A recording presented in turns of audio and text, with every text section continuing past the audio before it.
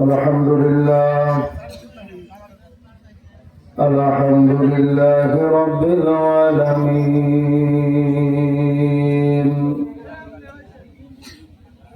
والعاقبة للمتقين، الصلاة والسلام على من كان نبيا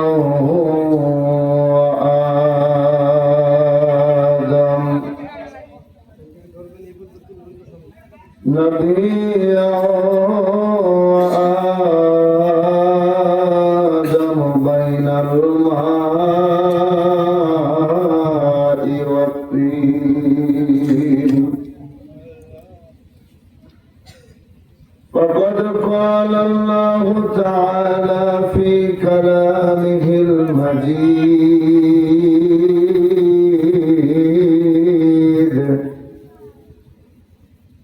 وفي فرقانه الحميد।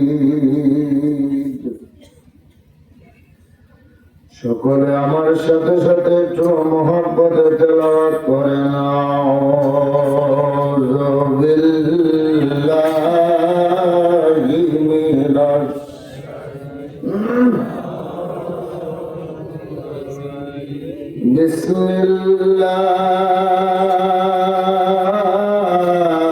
বিসমিল্লাহির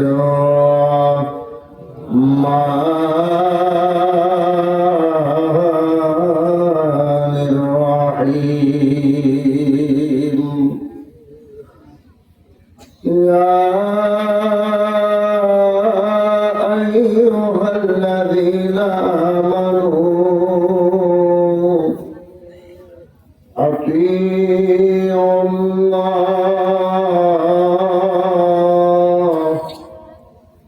وأطيعوا الرسول وأولي الأمر منكم وإذ قال بسم الله الرحمن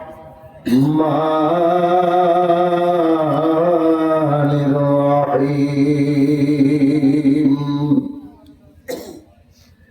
فلا وربك لا يؤمنون حتى يحكمونك فيما شجر بينهم ثم لا يجدوا في أنفسهم حذرا مما قضيت ويسلموا تسليما.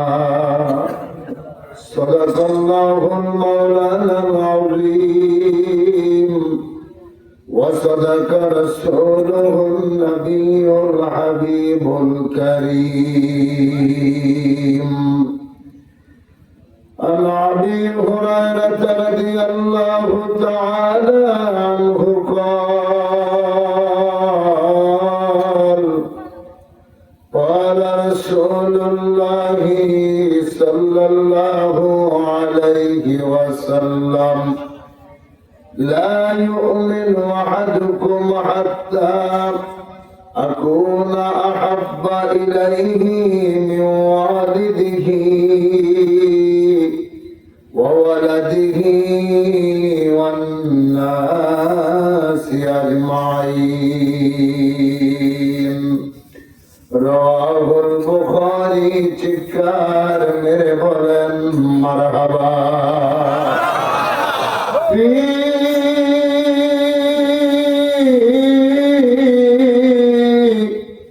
शान हबीबी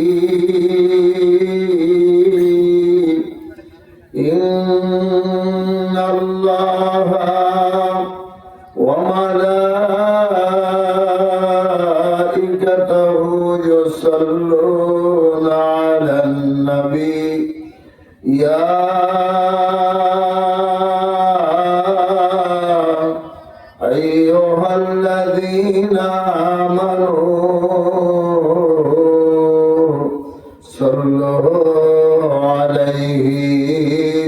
وسلموا تسليما اللهم صل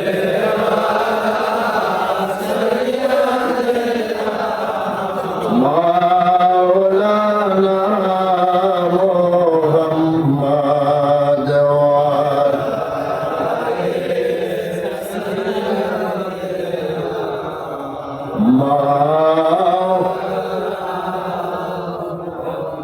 আর মায়ার সুরে পড়েন আল্লাহুম্মা সাল্লি আলা মাশাআল্লাহ জবান করে যে যেখানে আছেন মোহাম্মদের নূরের শানে দুরূদ শরীফ পড়েন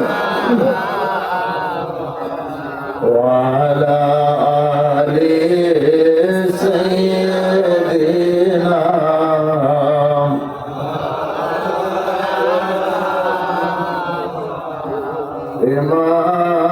আগুনে জলে মরি ওহে খোদা রব্বানা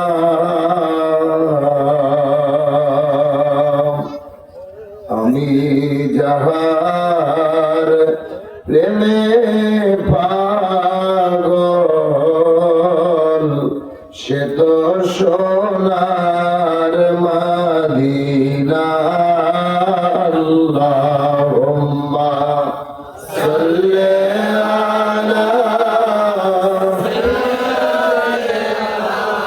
মাওলানা মুহাম্মদ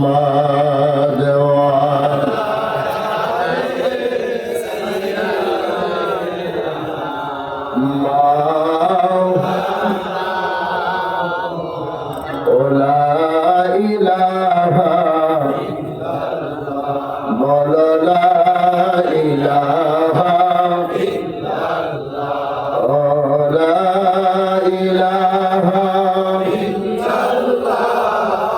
মুহাম্মদ রাসূলুল্লাহ হাসবি রব্বি জাল্লাল্লাহ মা ফি কলবি গায়রুল্লাহ নূর মুহাম্মদ সাল্লাল্লাহু লা ইলাহা ইল্লাল্লাহ লা ইলাহা ইল্লাল্লাহ লা ইলাহা ইল্লাল্লাহ মুহাম্মদ রাসূলুল্লাহ সাল্লাল্লাহু আলাইহি ওয়াসাল্লাম। আল্লাহ পাকের দরবারে অসংখ্য কোটি শুকরিয়া আদায় করছি যে মহান রব্বুল আলামিন আমাদেরকে আজ দক্ষিণ পর্দাঞ্চল যুব সমাজের উদ্যোগে কবরস্থান উন্নয়ন উপলক্ষে 2 দিন ব্যাপী এক বিশাল তাফসীরুল কোরআন মাহফিলে আমাদেরকে উপস্থিত হওয়ার মতো তৌফিক দিলেন। সে আল্লাহ পাকের দরবারে উচ্চ স্বরে সকলের শুকরিয়া আদায় করে সকলে বলি আলহামদুলিল্লাহ। অজস্র কোটি দরুদ ও সালাম সেই নবী পাকের উপর যাকে সৃষ্টি না করলে আল্লাহ পাক রব্বুল আলামিন কুল কায়নাত কোনো কিছু সৃষ্টি করতেন না, সেই নবীজির রওজা মুবারকে দরুদ ও সালাম সকলে বলি সাল্লাল্লাহু আলাইহি ওয়াসাল্লাম। সম্মানিত হাজিরিন,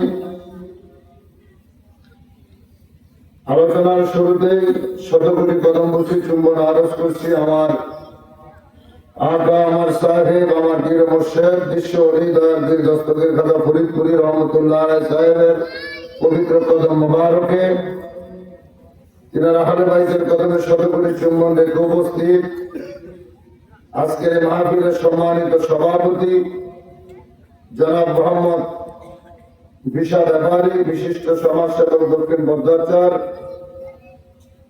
সম্মানিত প্রধান অতিথি জনাব মোহাম্মদ আবু আলিফ সরকার, সাবেক চেয়ারম্যান বারানগর নারায়ণপুর ইউনিয়ন পরিষদ, বিশেষ অতিথি জনাব মোহাম্মদ ফরিদুল হক জোদ্দার, বিশিষ্ট সমাজসেবক নারায়ণপুর, অনেক অতিথিবৃন্দ, উপদেষ্টাবৃন্দ, আমন্ত্রিত মেহমানবৃন্দ আপনারা উপস্থিত আছেন। বিশেষ করে আমার সাথে যিনারা এসেছেন, আমার এই কুড়িগ্রাম জেলা জাতীয় পার্টি সম্মানিত সাধারণ সম্পাদক জনাব হোসেন ভাই, তারই সাথে আছেন জনাব জিয়া ভাই, আমন্ত্রিত যিনারা আসছেন। আমার আগে যিনারা, গতকালও হয়তো প্রোগ্রাম চলেছে, আগামীকালও প্রোগ্রাম চলবে, আজকেও অনেকে এখানে আলোচনা করেছে।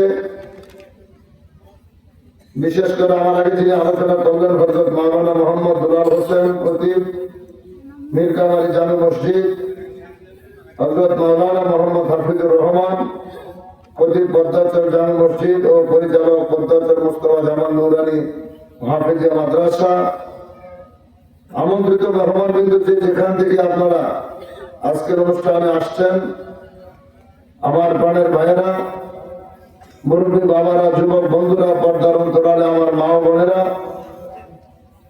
সকলের প্রতি অন্তরস্থল থেকে আবারও সালাম জানাই। আসসালামু আলাইকুম ওয়া রাহমাতুল্লাহি ওয়া বারাকাতুহু। আপনারা সবাই কেমন আছেন? আল্লাহ পাক রব্বুল আলামিনের দরবারে শুকরিয়া আদায় করছি, যিনি আমাকে শত ব্যস্ততার মাঝেও দ্বিতীয়বারের মতো আপনাদের এলাকায় আপনাদের কাছ থেকে দোয়া নেওয়ার জন্য আমাকে আসার মতো তৌফিক দিলেন। আবার আমি গোলাম আল্লাহ তাআলার দরবারে শুকরিয়া আদায় করি, আলহামদুলিল্লাহ। সম্মানিত উপস্থিতি, যে যেখান থেকে আলোচনা শুনতে পাচ্ছেন, আপনারা অনেক কষ্ট করে দীর্ঘ কয়েকদিনের ফসল আজকের এই মাহফিল, অক্লান্ত পরিশ্রম করেছেন। রাতকে রাত মনে করেন নাই, দিনকে দিন মনে করেন নাই। যেভাবে এটার সৌন্দর্য বাড়ানো যায়, যেভাবে এটাকে একটু বড় করা যায়, আপনারা সর্বোচ্চ চেষ্টা করেছেন আজকের এই মাহফিলটাকে সফল করার জন্য, ঠিক না? এই বাগান সাজিয়েছেন, হয়তো বা গত বছরেও আপনাদের এলাকার অনেক মানুষ এখানে আইসা এই কোরআন হাদিসের আলোচনা শুনেছিল। আজ তারা অনেকেই কবর জিন্দেগিতে ঘুমিয়ে আছে না? এই বছরে আপনাদের এলাকার অনেক লোক এই দুনিয়া থেকে বিদায় নিছে কি নেয় নাই? একটু জোরে বলে, নিছে কি নেয় নাই? আজ আমরা যারা আছি, আগামীকালকের মাহফিলে থাকতে পারবো, নিশ্চয়তা কি দেওয়া যাবে? কথা বলেন। কোনো গ্যারান্টি নাই, এর কোনো নিশ্চয়তা নাই আমি যে বেঁচে থাকবো। পৃথিবীতে আসার সিরিয়াল আছে, কিন্তু যাওয়ার কোনো সিরিয়াল কথা বলে না। আপনি হয়তো বড় ভাই, আপনি ঘরে 5 ভাই থাকতে পারেন, 3 জন থাকতে পারেন, আসার একটা সিরিয়াল আপনি আছে। আগে আপনি আসছেন, তারপর আপনার ছোট ভাই, তারপর তার ছোট। কিন্তু জগৎ থেকে পরপারের পথে যাওয়ার কোন এরকম সিরিয়াল নাই।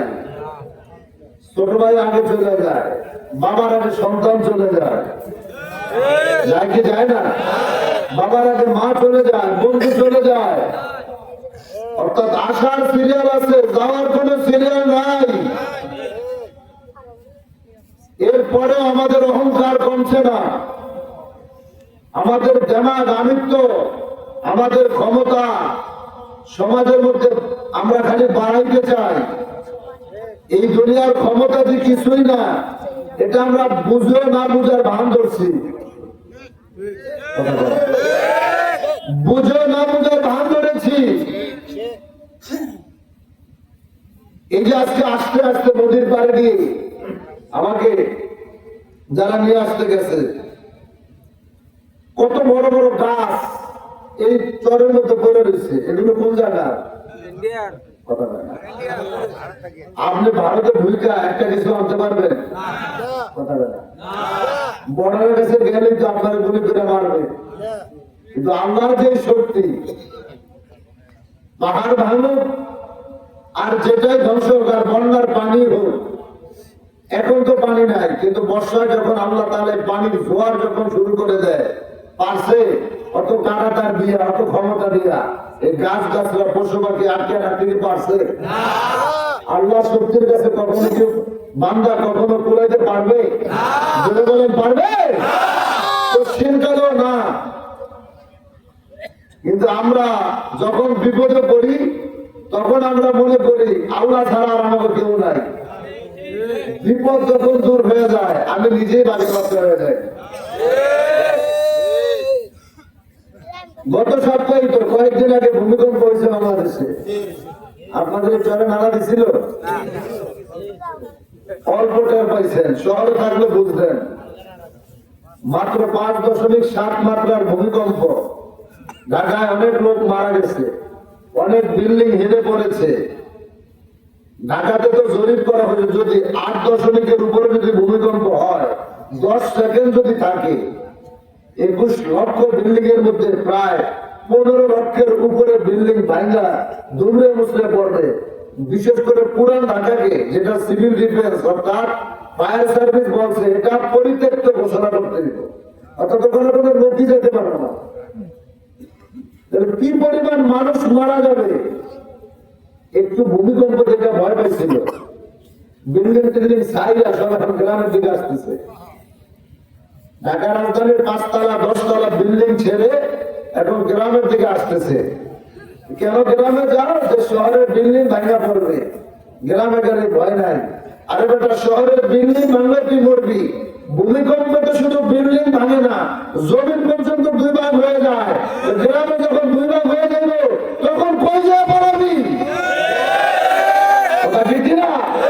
তখন তুমি পালাইবা কোথায়? কোন জায়গা আছে পালানে?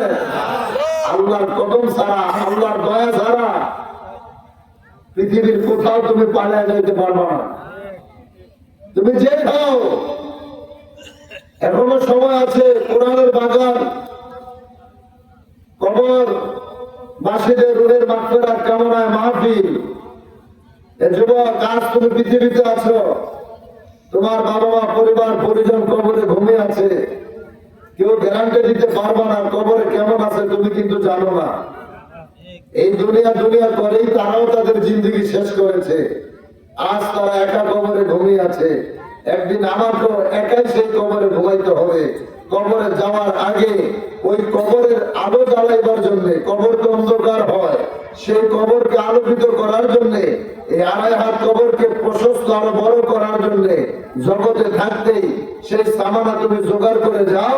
কবরে গেলে তুমি শান্তিতে থাকবা। ঠিক কিনা ধরে বলেন? আরো জোরে বলেন ঠিক কিনা? এই জন্য আল্লাহ পাক রব্বুল আলামিন বলেছেন, এ দুনিয়ার মানুষ, তোমরা যেদিকেই থাকো না কেন, যে পথে চলো না কেন, দুনিয়ার মানুষদেরকে বুঝাইবার জন্য আমার আল্লাহ 29 পারার প্রথম পৃষ্ঠায় সূরাতুল মুলকের ভিতর আল্লাহ তাআলা জানিয়ে দিচ্ছে।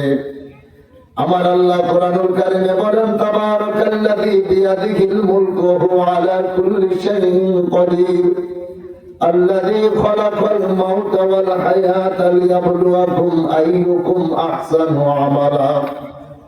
আজ পৃথিবীর মানুষদেরকে যদি আমরা বলি নামাজের দিকে আসেন, মাহফিলে আসেন, যাদের উপরে হজ ফরজ হয়েছে হজ করতে যান, যাদের উপরে যাকাত ফরজ হয়েছে আপনারা যাকাত দেন।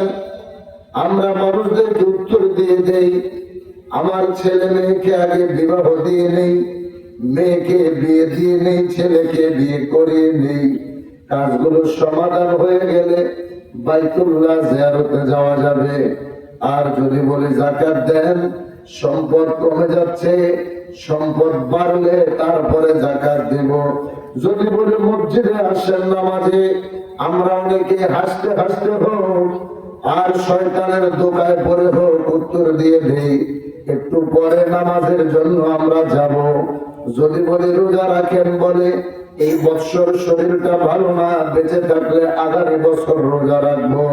যদি বলি মাহফিলে আসেন, হয়তো আপনার ভাই বন্ধু বলতেছে একটু পরে আখিরে মোনাজাতের পূর্বে মাহফিলে যায় হাজিরা দেব। এইরকম সিদ্ধান্ত, এইরকম কথাবার্তা আমরা বলি কি বলি না? আমরা প্রায় সময় এগুলো বলি। এই যে কথাগুলো বলছি, বেঁচে থাকলে হজ করতে যাবো, আগামী বছর রোজা রাখবো, নামাজের সময় চলে যাইতেছে, একটু পরে পড়বো, মাহফিলে আলোচনা চলছে, মুনাজাতের সময় যাবে। আমরা এই অজুহাত গুলো মানুষের কাছে দেখি দেই না, কথা বলে।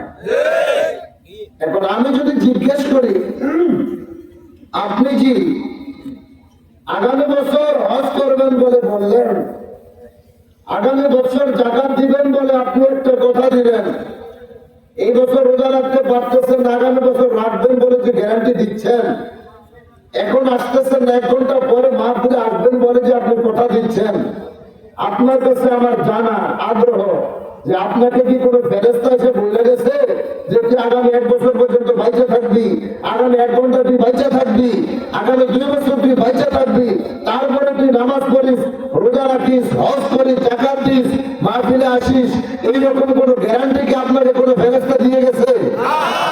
কথা বলে না। কোনো ফেরেশতা কি দিছে? তাহলে আপনি কোন শক্তির বারে বলতে চাচ্ছেন? যেখানে আল্লাহ কোরআন বলতেছে, আল্লাযী খলাকাল মাউতা ওয়াল হায়াতা লিয়াবলুয়াকুম আইয়ুকুম আহসানু আমালা।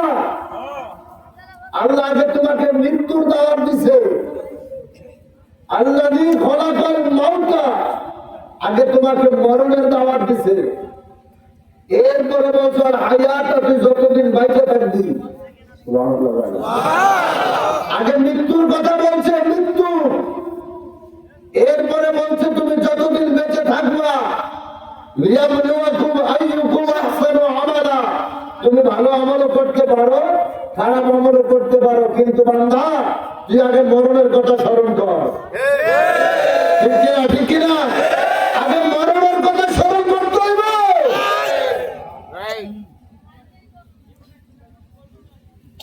এই জন্য আল্লাহর হাবিব রাহমাতাল লিল আলামিন,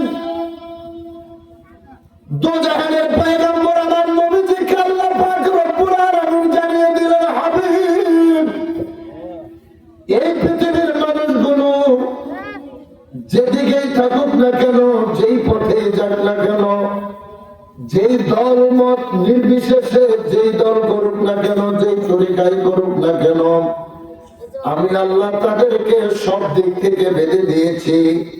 যদি তারা কোন রাস্তা যদি বের করতে চায়, কোন পথে যদি তারা চলতে চায়, আমি আল্লাহ তাদের জন্য একটা রাস্তায় খোলা রেখেছি। লাকাদ কানা লাকুম ফি রাসূলিল্লাহি উসওয়াতুন হাসানা। জগতের জমিনে কাকে তোমরা ফলো করবা, কার কথা মতো তোমরা চলবা, কার আদর্শ মোতাবেক তোমরা চলবা, আমার আল্লাহ কয় একমাত্র আমার হাবিবুল্লাহকে তোমাদের অনুসরণ করতে হইব, আমার রাসূলকে ফলো করতে হইব। চিৎকার মেরে বলা যাবে কি আল্লাহু আকবার।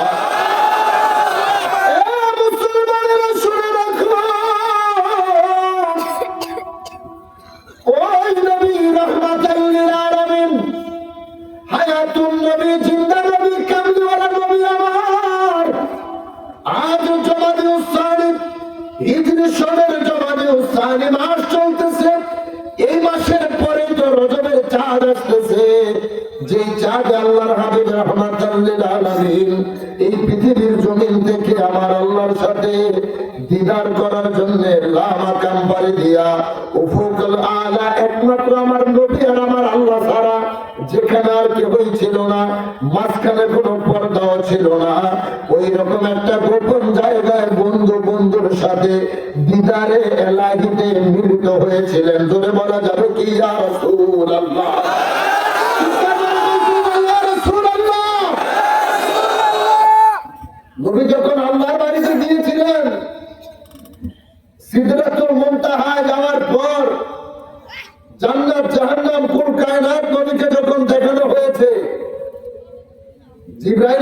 সালামকে দিয়ে নবীজিকে সব কিছু দেখায়। নবী জান্নাত দেখলেন, জাহান্নাম দেখলেন, কারা জান্নাতে যাবে, কারা জাহান্নামে যাবে, কার কি শাস্তি, নবীজিকে সব কিছু সেখানে দেখানো হলো। আল্লাহর হাবিব যাইতে যাইতে সিদরাতুল মুনতাহায় যখন গেলেন, সিদরাতুল মুনতাহা হচ্ছে একটা বড়ই গাছ। কি জোরে আপনাকে আমাকে যে বড়ি গাছ মানে যেই বড়ি গাছ না, এই গাছটার গোড়াটা অর্থাৎ মূল যেটা শিকড়, এটা 7 জমিনের নিচে। এটার যেটা মাথা অর্থাৎ যেটা একেবারে মাথা আগা বলে, এই মাথাটা একেবারে সপ্তম আসমানের উপরে। তোমার কাছে কাজ এটার মূল শিকড় হচ্ছে সপ্তম জমিনের নিচে, মাথা হচ্ছে একেবারে আকাশের উপরে, 7 আসমানের উপরে। 7 আসমান বলতে কতটুকু? মনে হয় এই জায়গা থেকে নদীর পরে কি আর কখনো স্টেডিয়ামে খেলা দেখতে গেছে কেউ? আসেন জানেন, মিডফিল্ডে একটা বল রাখে, একেবারে উপরের মঞ্চে যে খেলা হচ্ছে মানুষ থাকে, ওই বলের দিকে দেখালে কিছু বোঝা যায় না, এটা কি বল না কি দেখা যায় না। টিভিতে যারা দেখে তারা অনেক ভালো খেলা দেখে, টিভিতে যারা খেলা দেখে মোবাইলে এরা স্পষ্ট দেখে, মূলত দর্শক যারা গ্যালারিতে যায় এরা বল বুঝাই পায় না, দেখেই না। তো প্রথম আসমান থেকে অর্থাৎ জমিনের উপরে যে আসমান আছে, এই আকাশ থেকে জমিন পর্যন্ত যতটুকু, এর পরের আসমান থেকে তারপরে আসমান যতটুকু, তারপর থেকে তারপরেটা ততটুকু, এইরকম ভাবে 7 আসমান উপরে। এই 7 আসমানের উপরে আবার 7টা জমিনও আছে। একটা বিমানে যখন যাই, ওই যে গত সপ্তাহে আগামীকালকে সকাল আমার ফ্লাইট ঢাকা যাবো, যেটি বাংলাদেশের ডোমেস্টিক যেগুলো রেগুলার বিমান অর্থাৎ লোকাল, এগুলো চলে 15,000 ফিট উপরে, দুনিয়ার কিছুই দেখা যায় না। 15,000 ফিট উপরে যখন উঠে, উপরে শুধু মেঘ দেখা যায়, বরফ গুলো। আল্লাহ, আমি আপনি যেটাকে দেখতেছি যে আকাশ মেঘ, আমি আপনি মনে করতেছি এটা একটা ধোঁয়া, অর্থাৎ আগুন জ্বালাইলে ধোঁয়া দেখা যায় না যেরকম, এটাকে আমি আপনি কিন্তু ওইটাই মনে করতেছি যে সূর্য ধরেছে আর মেঘগুলো ধোঁয়াগুলো পানি দিয়ে দিয়ে ধরেছে। মূলত না, এগুলো সব বরফ জমায় রাখছে আল্লাহ, নিচেও কোনো ঠিকা দেয় না, উপরেও কোনো ঠিকা নাই। এটা আল্লাহর কুদরত। আল্লাহ বলেন না, এগুলো সব মেঘ। এই 15,000 ফিট উপরে গেলে কিছুই দেখা যায় না। আর এই জমিন থেকে আসমান তো 13 কোটি কত লক্ষ মাইল উপরে হচ্ছে সূর্য। এইরকম ভাবে পাড়ি দিতে দিতে দিতে দিতে আল্লাহু আকবার, সেই জমিনের নিচে হচ্ছে তার শিকড়, উপরে হচ্ছে মাথা।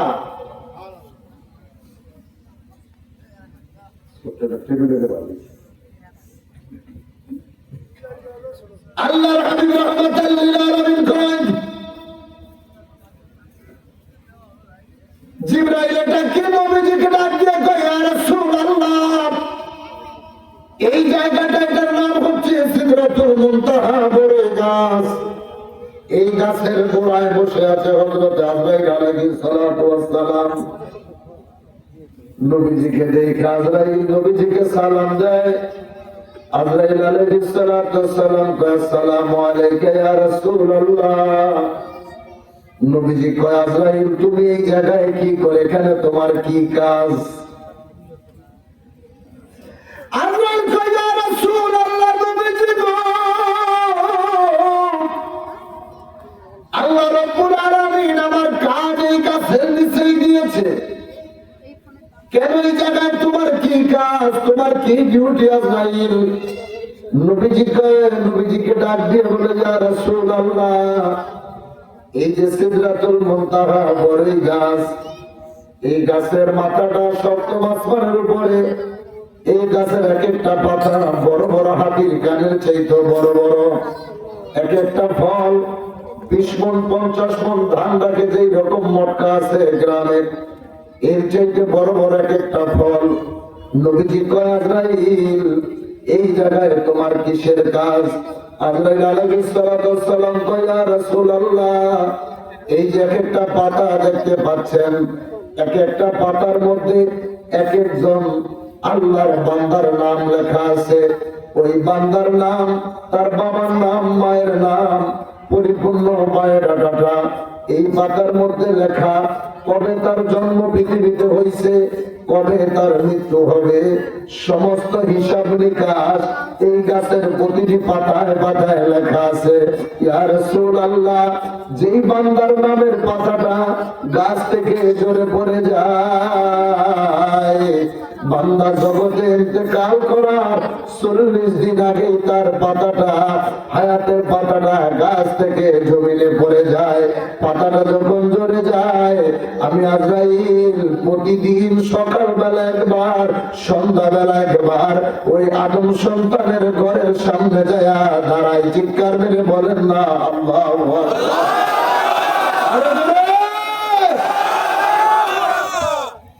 আমি জানি না আমার গাছের পাতাটা পড়ে গেল কিনা। আপনি মাহফিলের তাফসীরুল কোরআন মাহফিলের সভাপতি, আপনি জানেন না আপনার হায়াতের পাতাটা জমিনে পড়ে গেছে। আপনি এলাকাবাসী, বক্তা, মসজিদের আলেম, আপনি বলতে পারবেন না আপনার হায়াতের পাতাটা কি জমিনে পড়ে গেল কিনা? কেউ বলতে পারবো?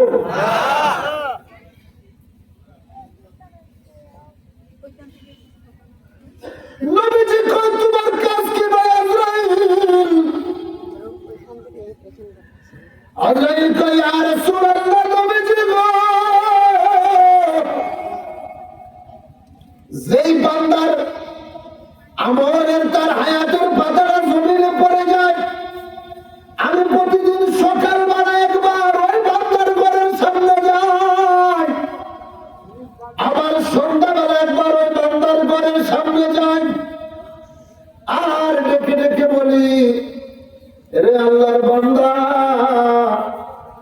আর মাত্র 39টা দিন এই পৃথিবীতে তোমার হায়াত আছে। এখনো কি তুমি সুদের কারবার করবা? এখনো কি তুমি ঘুষের কারবার করবা? এখনো কি তুমি নামাজ ছেড়ে দিয়ে গান বাজনায় মগ্ন থাকবি? হাজারো যুবক ভাই কথাগুলো শুনতেছ, আমি শুনেছি তোমরা সবাই পাগল পাড়া হয়ে এই মাহফিলটা সাজাইতে সবচেয়ে অবদান তোমাদের। কিন্তু একটা কথা বলে দিয়ে যাই, আজ এই মোবাইল আমাদেরকে কোন দিকে নিয়ে যাচ্ছে। রাত্রেবেলা যখন তুমি আমি ঘুমাইতে যাই, যদি জিজ্ঞেস করি ঘুমাইবার দোয়া তুমি পারোনি, 90 জন ঘুমাইবার দোয়া কিন্তু বলতে পারবে না।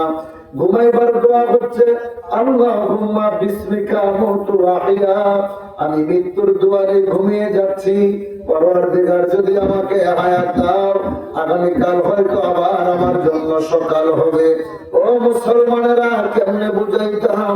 হাজারো যুবক আছে মোবাইলটা চালায়া দিয়া হেডফোন কানে লাগায়া রাত্রেবেলা তুমি ঘুমাইতে যাচ্ছ, সারা রাত তোমার কানে গান বাজনা বাজতেছে, সারা রাত তুমি গান শুনতেছ, বিভিন্ন ধরনের বাদ্যযন্ত্র শুনতেছ।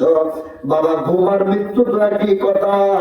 গতবারও বলি আজকেও বলি, তুমি যদি ঘুমাইতে যাও, ঘুম যদি ভাঙে তোমার জন্য সকাল হবে। এই ঘুম যদি না ভাঙে একেবারে পরকালের মাঠে তোমার সাথে আমার সাক্ষাৎ হবে। কথা ঠিক না? ঠিক না? ঘুম যদি ভাঙে তাইলে তো সকাল, ঘুম যদি না ভাঙে পরকাল। জীবনে কয়টা আমল করছো গ্যারান্টি নাই আছে? ওই আপনি নামাজ পড়ছেন, কবুল হয়েছে কিনা তার কোনো গ্যারান্টি নাই। কিন্তু তওবা করার বদলে আপনি হেডফোন কানে লাগাইয়া গান শুনতে শুনতে ঘুমাইতেছেন।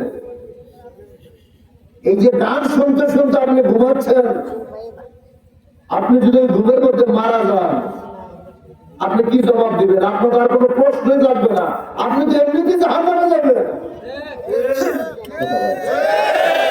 এখানে ফেরেশতাদের তো কোনো আমল না দেখার কোনো দরকার নাই।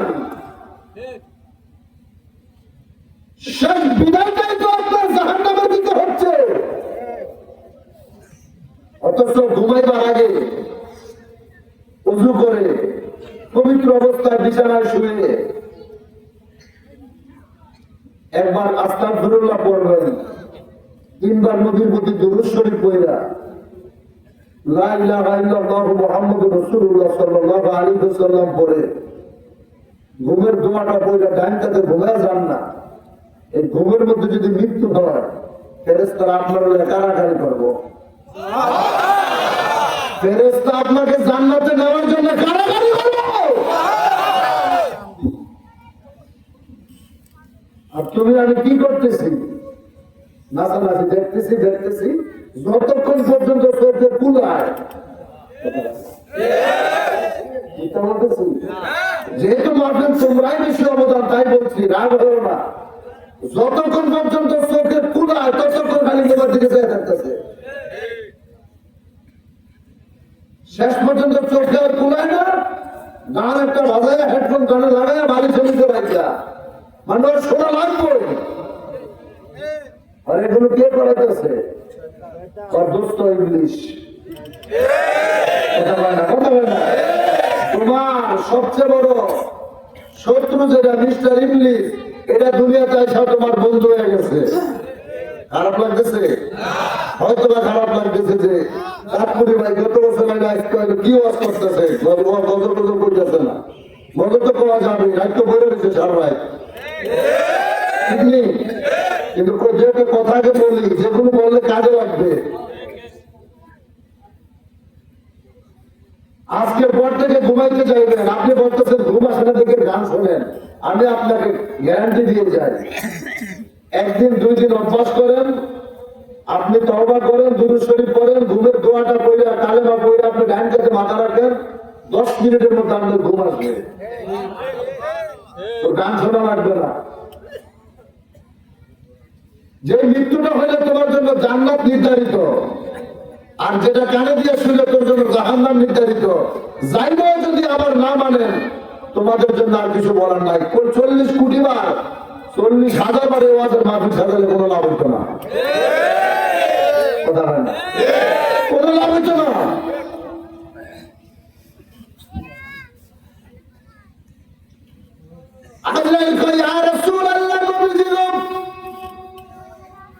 আমি প্রতিদিন সকালবেলা একবার, সন্ধ্যাবেলা একবার যাই, আর ডেকে ডেকে বলে, রে আব্দুর রহমান, হে আব্দুল করিম, এখনো কি তুমি দুনিয়ার মোহে পড়ে থাকবা? এখনো কি তুমি সুদের কাজ কারবার করবা? এখনো কি তুমি দুনিয়ার মোহে পড়ে নামাজ রোজা বাদ দিবা? আর মাত্র 39টা দিন তোমার জন্য বাকি আছে, এখনো সময় আছে, তওবা করো, তুমি ফিরে আসো আমার আল্লাহ রব্বুল আলামিনের দরবারে, তুমি তওবা করো, আমার আল্লাহ তোমাকে ক্ষমা করে দিবে, আল্লাহ তোমার জন্য জান্নাত বরাদ্দ করে দিবে। চিৎকার মেরে বলা যাবে কি আল্লাহু আকবার?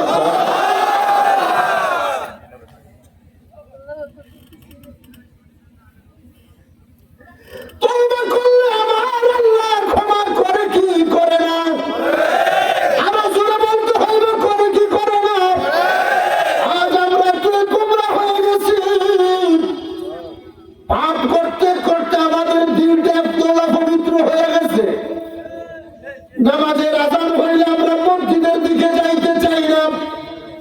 আজ আমরা অপরাধ করতে করতে আমাদের দিলকে কলঙ্কিত করে দিয়েছি। এমন অপরাধী আমরা করেছি, তওবা করার কথা বললো দাদা আমাদের কাছে এখন ভালো লাগে না। কেন ভালো লাগে না? আমি আপনি হয়তো মনে মনে চিন্তা করি, বইলেই ফালাই যে সারা জীবন তো নামাজ পড়তে পারি নাই, নামাজ পড়ি নাই, এখন নামাজ পড়লে কি আল্লাহ ক্ষমা করবনি? এখন ক্ষমা চাইলে কি আল্লাহ ক্ষমা করবেনি? এই যে কথাগুলো ভিতর থেকে আসে, আপনি কিন্তু বলতেছেন না, ইবলিস শয়তান আপনাকে দিয়ে বলাইতেছে। আমার আল্লাহর দয়ার কাছে তো দুনিয়ার কোন দয়ার কোন তুলনা করা যায় না, কিন্তু বলার জন্য আল্লাহ তাআলার 99 ভাগ দয়া, 1 ভাগ দয়া, 100 ভাগ দয়া, 1 ভাগ দয়া দয়া মাত্র পৃথিবীর জমিনে দিয়েছে, বাকি 99 ভাগ আল্লাহ তাআলার কাছে রাখা দিয়েছে। ওই একবার দয়া দিয়া তামাম বিশ্বের যত মাখলুকাত 80,000 আলম 18,000 মাখলুকাত সবার ভিতরে আল্লাহ বন্টন করে দিয়েছে। এই দয়ার ভিতরে মা বাবার সাথে, মায়ের সাথে সন্তানের যে সম্পর্ক, বাবার সাথে সন্তানের যে সম্পর্ক, একই অপরাধ করেছেন, সারা জীবন মারে গালি দিচ্ছেন, বাবারে গালি দিচ্ছেন, মারে খাবার দেন নাই, বাবারে খাবার দেন নাই, একই অপরাধ করেছেন। বুঝাইবার জন্য বলি, এত অপরাধ করার পরেও যদি কোনো একদিন সন্তান যদি তোমার বিবেকে না দেয়, হায় রে আমি তো সারা জীবন আমার মায়ের সাথে খারাপ আচরণ করলাম, আমি আমার বাবার সাথে খারাপ আচরণ করলাম, আজকে তো আমি মারা যাব, আমার মায়ের কাছে তো একবার ক্ষমা চাওয়া লাগে। বান্দা তুই যে কোনো সময় যদি রাতের অন্ধকারে যায়, যদি মার পায়ে যদি একটা বার তুমি ক্ষমা চাইতে পারো, আল্লাহর কসম মায় ওই নারীকে টানে সন্তানের মায়ায় সব দুঃখ ভুইলা সাথে সাথে সন্তানের গলায় ধরে ধরে মাফ করে দেয় কি দেয় না? জোরে কোন দেয় কি দেয় না? যদি এত অপরাধ করার পরেও একটা বার ক্ষমা চাওয়ার কারণে মা যদি তোকে ক্ষমা করে দেয়, ওই ভালোবাসার টানে মায় যদি ক্ষমা করে দিতে পারে, আর যে আল্লাহর কাছে 99 ভাগ দয়া আছে, যে আল্লাহ তাআলা বলেছেন ফি সিত্তাতি আইয়ামিন সুম্মা ইস্তাওয়া আলাল আরশ, 27 নম্বর 12 নম্বর পৃষ্ঠার দ্বিতীয় লাইনে সূরাতুল হাদীদ আমার আল্লাহ বলেছে, এই পৃথিবীর জমিনকে আমি আল্লাহ মাত্র 6 দিনে সৃষ্টি করেছি, আমি আমার হাত লাগাই নাই, আমি কোন বলেছি, আরশ কুরসি লৌহ কলম জান্নাত জাহান্নাম কুল কায়নাত সমস্ত কিছু সৃষ্টি হয়ে গেছে, কিন্তু মানুষ বানাইতে যাইয়া আমি আল্লাহ একবার নয়, দুইবার নয়, তিনবার আমি আল্লাহর কুদরতি হাত লাগাইছি। এই বান্দা বান্দিরে তো আমি জাহান্নামে জ্বালাইবার জন্য সৃষ্টি করি নাই, এদেরকে তো আমি আগুনে পোড়াইবার জন্য সৃষ্টি করি নাই। বান্দা তুই তো তোর মায়ের গর্ভে ছিলি, তোর মায়ের তো তোরে বাঁচায় নাই, আমি আল্লাহ তোরে সেখানে নিরাপত্তা দিয়েছি।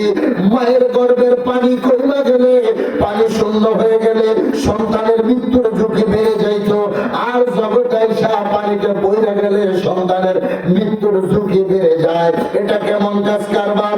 মায়ের পেটে পানি কমে গেলে মরে যাওয়ার ভয় থাকে, আর জগতে এসে পানিতে বইরা গেলে মরে যাওয়ার ভয় থাকে। এখানেই তো বুঝতে হবে, মায়ের গর্ভে আমি আপনি ছিলাম এক ফোঁটা রক্ত, সেখান থেকে আল্লাহ জমাট বানাইছে, সেখান থেকে আপনার আমার শরীরের হাড্ডি মাংস সব তৈরি কইরা আল্লাহ যেই জায়গায় যা কিছু দরকার, কান বসায় দিছে, নাক বসায় দিছে, চক্ষু বসায় দিছে, গোস্ত বসায় দিছে, আল্লাহ কুদরতি হাতে রাইখা 9 মাস 10 দিনে আপনা মাকে আমাকে মানবীয় স্বরূপ দিয়া এই পৃথিবীর জমিনে নিয়ে আসছে। ওই আল্লাহর কাছে বান্দা যদি ক্ষমা চায়, আমার আল্লাহ রব্বুল আলামিন সাথে সাথে ওই বান্দা আল্লাহরে আল্লাহ করে ডাক দিতে দেরি, আমার আল্লাহ বান্দারে ক্ষমা করতে দেরি করে না। ওই আল্লাহর কাছে আমরা ক্ষমা চাইতে রাজি আছি না?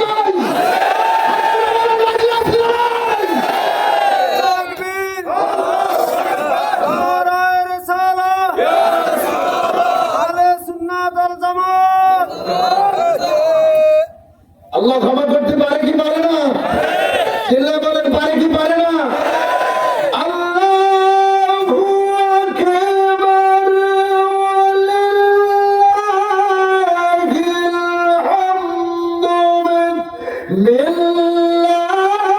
বিল্লাহির রাহমানির রহিম।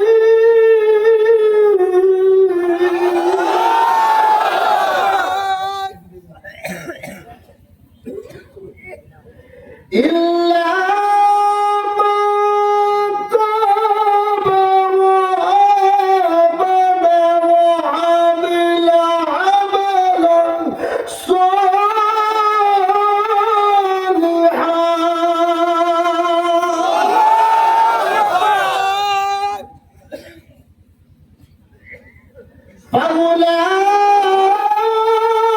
فأولئك مع الذين يبدل الله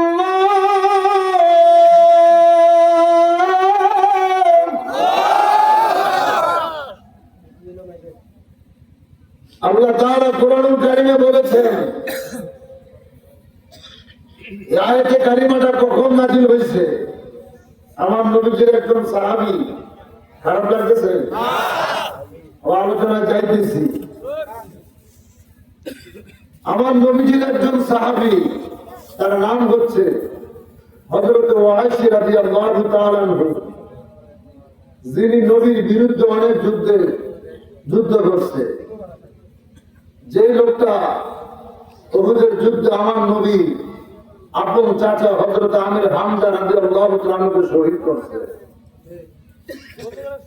নবীজির চাচার এই নাক মোবারকটা কাটছে, কান মোবারক গুলো কাটছে, জিহ্বা মোবারকটা কাটছে, চোখগুলো বাইর করে হাতের মধ্যে নিয়ে পিঠা দিয়া ফেলাইছে।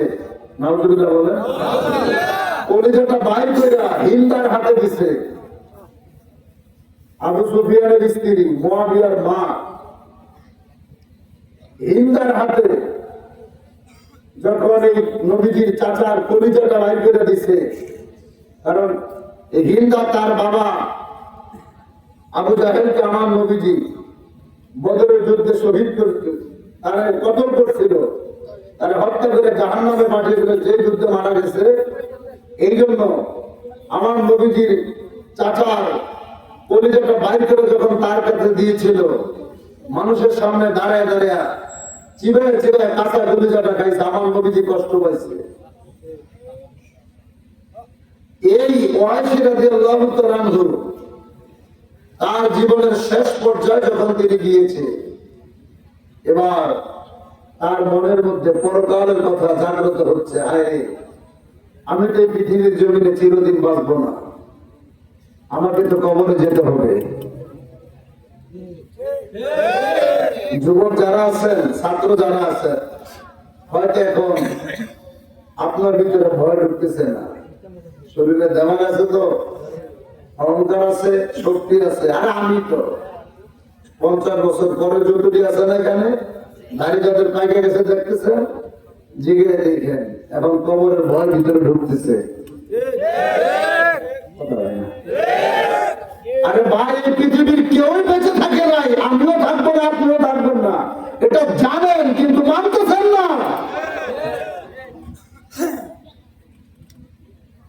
শুধু দুনিয়ার পিছনে ছুটছেন, অথচ আপনার ইন্তেকালের পরে 3 পুরুষই আপনাকে মনে রাখে না।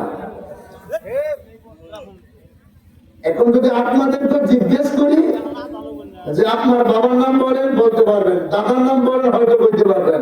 যদি দাদার বাপের নাম, বড় বাপের নাম কন, 95 জন করতে পারতেন না। আর 3 পুরুষ তো আপনি মনে রাখতে পারেন না, তাহলে কিসের পিছনে ছুটছেন? কোন মরিচিকার পিছনে ছুটছেন? 3 পুরুষই আপনার মাথায় নাই, তো আপনার আমার জীবনটা এইরকমই হবে। যেখানে গেলে চিরদিন মানুষ মনে রাখবে, যেই পথে চললে চিরদিন মানুষ আমাদেরকে স্মরণ রাখবে, ওই পথে চলার দরকার আছে না নাই? বলার দরকার আছে না? আজ আউলিয়া কেরামদেরকে দেখেন, সাহাবায়ে কেরামদেরকে দেখেন, তারাও তো জীবন যাপন করে গেছে। তারা আপনার মতো আমার মতোই ছিল। 1000 বছর পার হয়ে যায়, 1500 বছর পরে আইসাও আমার রাসূলুল্লাহর সেই আদর্শকে মানুষ ফলো করতেছে। আউলিয়া কেরামরা 1000 বছর আগে যারা ইন্তেকাল হয়েছে, বাবা শাহজালাল বলেন, মুজাদ্দিদ আল-ফিসানি বলেন, বরফির আব্দুল কাদের জিলানী বলেন, খাজা খানজা হামেরি বলেন, শাহ সুলতান বলকি রহমাতুল্লাহ আলাইহি বলেন, 1000 বছর আগে যারা ইন্তেকাল হয়েছে, আজও জগৎবাসী তাদেরকে স্মরণ রাখছে। কথা বল ঠিক কিনা? আমি আপনি চাইলে তাদের মতো হতে পারবো কি পারবো না? অর্থাৎ বেলায়েতের দরজা কিয়ামত পর্যন্ত খোলা আছে। আর ওলি আল্লাহ হইতে, মুফতি মুহাদ্দিস হইতে তেমন কোনো ভাগ্যবাদকতা নাই। মক্কা মদিনার ইমাম হইতে হবে, 50,000 বার হজ করতে হইব, একেবারে বড় ডিগ্রিধারী আলেম হইতে হইব, এইরকম কোনো কথা নাই। রিক্সা চালক, আপনি জালবান নদীতে মাছ ধরেন, আপনিও যদি রাসূলুল্লাহকে বাধ্য করতে পারেন, নবীজিকে ভালোবাসতে পারেন, আমার আল্লাহকে যদি রাজি খুশি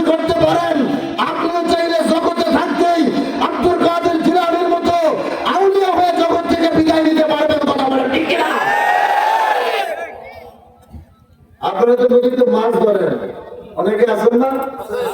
নদীর প্রেমটা ভিতরে রাখেন, মাছ দেখবেন বেশি বেশি পাইবেন। সুবহানাল্লাহ ভাই না? নবীজিকে যত ভালোবাসবেন রিজিক আল্লাহ তত বাড়িয়ে দিবে। বেজাল মনে হইতেছে আপনারা? রাসূলুল্লাহকে যত ভালোবাসবেন রিজিক সম্পদ আল্লাহ তত বাড়িয়ে দিবে। তার কারণ সম্পদের মালিক হচ্ছে আমার আল্লাহ, বন্টনকারী হচ্ছে আমার নবী। আল্লাহ বলে দেন আল্লাহ দাতা সর্বোপরি, নবী কাসম বন্টনকারী। আল্লাহ দাতা সর্বোপরি, নবী কাসম বন্টনকারী। সেই নবীজির বন্টনে যেন মোরা ওদিকে দয়া পাই। চলো নবীজির জান্নাতে মদিনাতে যাই। চলো নবীজির সবাই সবাই মদিনাতে যাই। নবীজির গোলামের মাওলাজির গোলামের কোনো চিন্তা নাই। চলো নবীজির জান্নাতে মদিনাতে যাই। চলো নবীজির জান্নাতে মদিনাতে যাই। চিৎকার মেরে বলেন ইয়া রাসূলুল্লাহ, আরো জোরে বলতেন ইয়া রাসূলুল্লাহ। ওই নবী রাহমাতুল লিল আলামিন, হায়াতুন নবী, জিন্দা নবী আমার নবীজির সাহাবী হযরত আবু বকর সিদ্দিক রাদিয়াল্লাহু তাআলা আনহু আল্লাহর নবীজিকে একদিন তিনি দাওয়াত করবেন। নবীজিকে তিনি কেমন ভালোবাসেন আমার পদ্মাচরের বাবারা, ভাইরা, ও পদ্মার অন্তরালে আমার মায়েরা, বোনেরা, যেখান থেকে কতগুলো শুনছেন গভীর মনোযোগ লাগান। এই পৃথিবীর জমিনে আমি জানি না জীবনে কত ওয়াক্ত নামাজ পড়েছি, আপনি বলতে পারবেন না কত ওয়াক্ত নামাজ পড়েছেন, কয়টা রোজা আল্লাহ যেইভাবে রাখতে বলছে ওইভাবে আমরা হয়তো রোজাগুলো রাখতে পেরেছি কিনা গ্যারান্টি নাই। হজ যারা করেছি হজগুলো কবুল হয়েছে কিনা আমাদের গ্যারান্টি দিতে পারি নাই। যাকাত যারা দিয়েছি যাকাতগুলো কবুল হয়েছে কিনা গ্যারান্টি নাই। তাইলে কেমনে জান্নাতে যাবো, জান্নাত থেকে জান্নাতে কেমনে আমরা যেতে পারবো, এইরকম কোন গ্যারান্টি তো আমরা দিতে পারছি না। তবে একটা কথা বলে দিয়ে যাই বাবারা রে, এই পৃথিবীর জমিনে থাকতে যদি কামলিওয়ালা নবীজিকে যদি জীবনের চাইতে বেশি ভালোবাসতে পারেন, আমার নবীজিকে যদি বাধ্য করতে পারেন, আর যদি কোনো না কোনো ভাবে ওই রাসূলুল্লাহকে স্বপ্নে একবার হলো নবীজির সাথে যদি দিদারে মোলাকাত করতে পারেন, স্বপ্নে যদি দেখতে নাও পারেন, একবার যদি হাবিবে পাকের রওজা মুবারক জিয়ারতের আশায় ওই মদিনায় যদি সফর করতে পারো, কেন বলছে জিয়ারতের আশায়? আজ এই পৃথিবীর জমিনের মানুষগুলো, আলেম সমাজগুলো আমাদেরকে ফতোয়া শেখাচ্ছে খানায় কাবায়, মসজিদুল আল্লাহর ঘরে খানায় কাবা তাওয়াফ করার নিয়তে, বাইতুল্লাহ শরীফে নামাজ পড়ার নিয়তে যদি সফর হয় এটা জায়েজ হবে। আর মদিনায় যারা যাবে মসজিদে নববীতে নামাজের নিয়তে সফর করলে জায়েজ হবে। রওজা তোহার জিয়ারতের নিয়তে সফর করলে নাকি এটা গুনার সফর হবে। জোরে বলবেন কি নাউজুবিল্লাহ? আমরা তোমাদেরকে বলতে চাই, আমরা মদিনায় যাব মসজিদে নববীতে নামাজের নিয়তে নয়, আমরা মদিনায় যাব আমার নূরের নবীজির সঙ্গে দিদারের আশায়, আমার নবীজির রওজা মুবারক জিয়ারতের আশায়। কেন যাব, কেন যাব? আমার নবীজি বলেছে মানজারা কবরিহি ওয়াজাবাত লাহু শাফাআতিহি। যেই পাগলায় আমি নবীর রওজা জিয়ারত করলো, যেই পাগলা আমি নবীর সাথে দিদারে আসলো, হাসরের ময়দানে ওই পাগলারে শাফায়াত করে জান্নাতে নেওয়া আমি নবীর উপরে ওয়াজিব হয়ে গেল। আল্লাহু আকবার।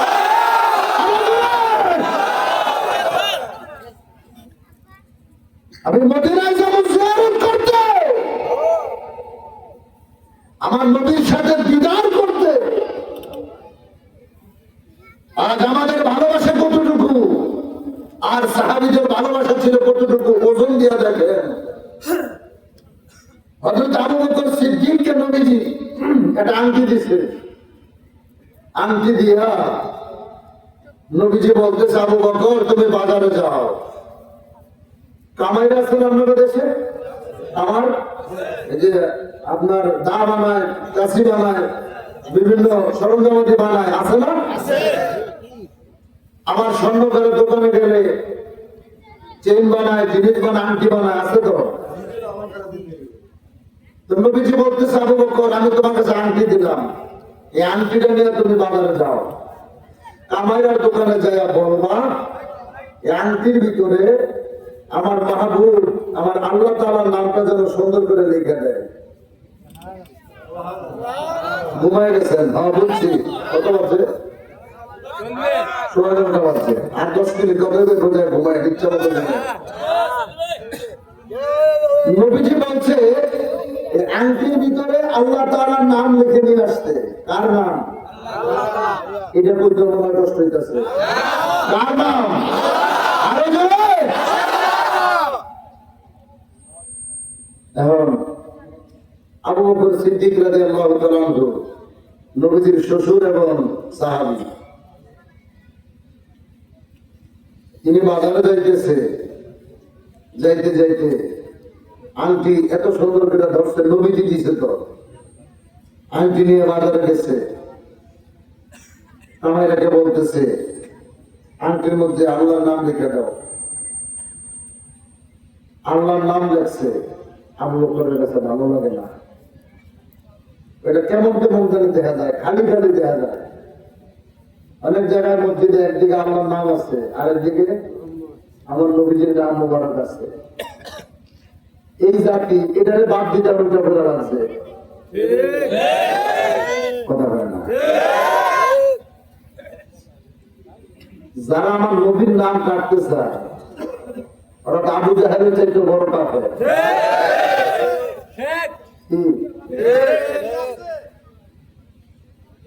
আবু বকর কয়, এ কামাইরা আরেকটা নাম লেখ। কি লিখতাম?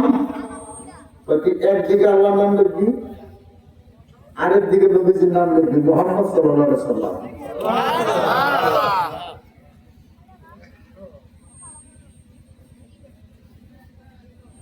নবীর শ্রেষ্ঠ সাহাবী হযরত আবু বকর সিদ্দিক,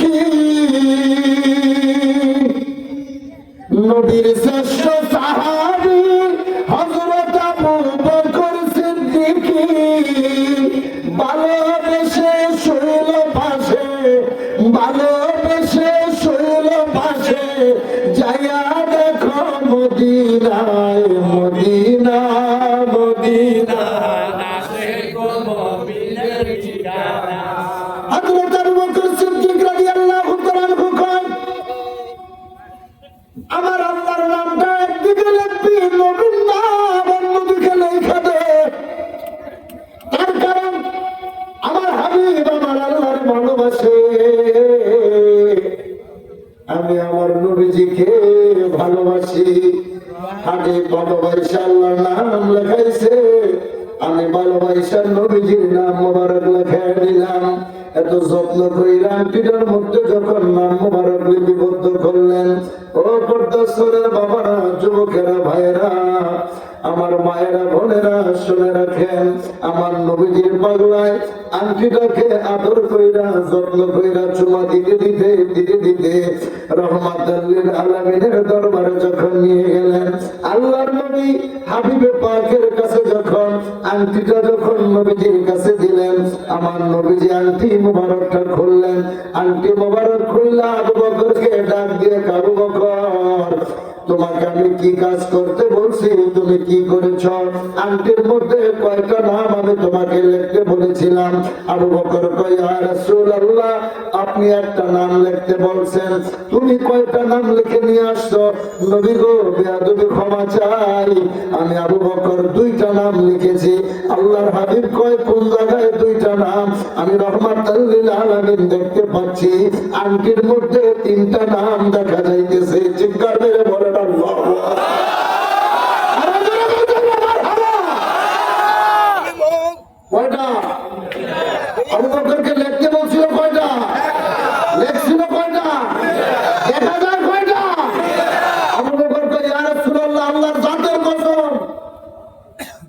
আমার পিতা মাতা আপনার কদমে কুরবান হয়ে আমি দুইটা নাম লিখছি।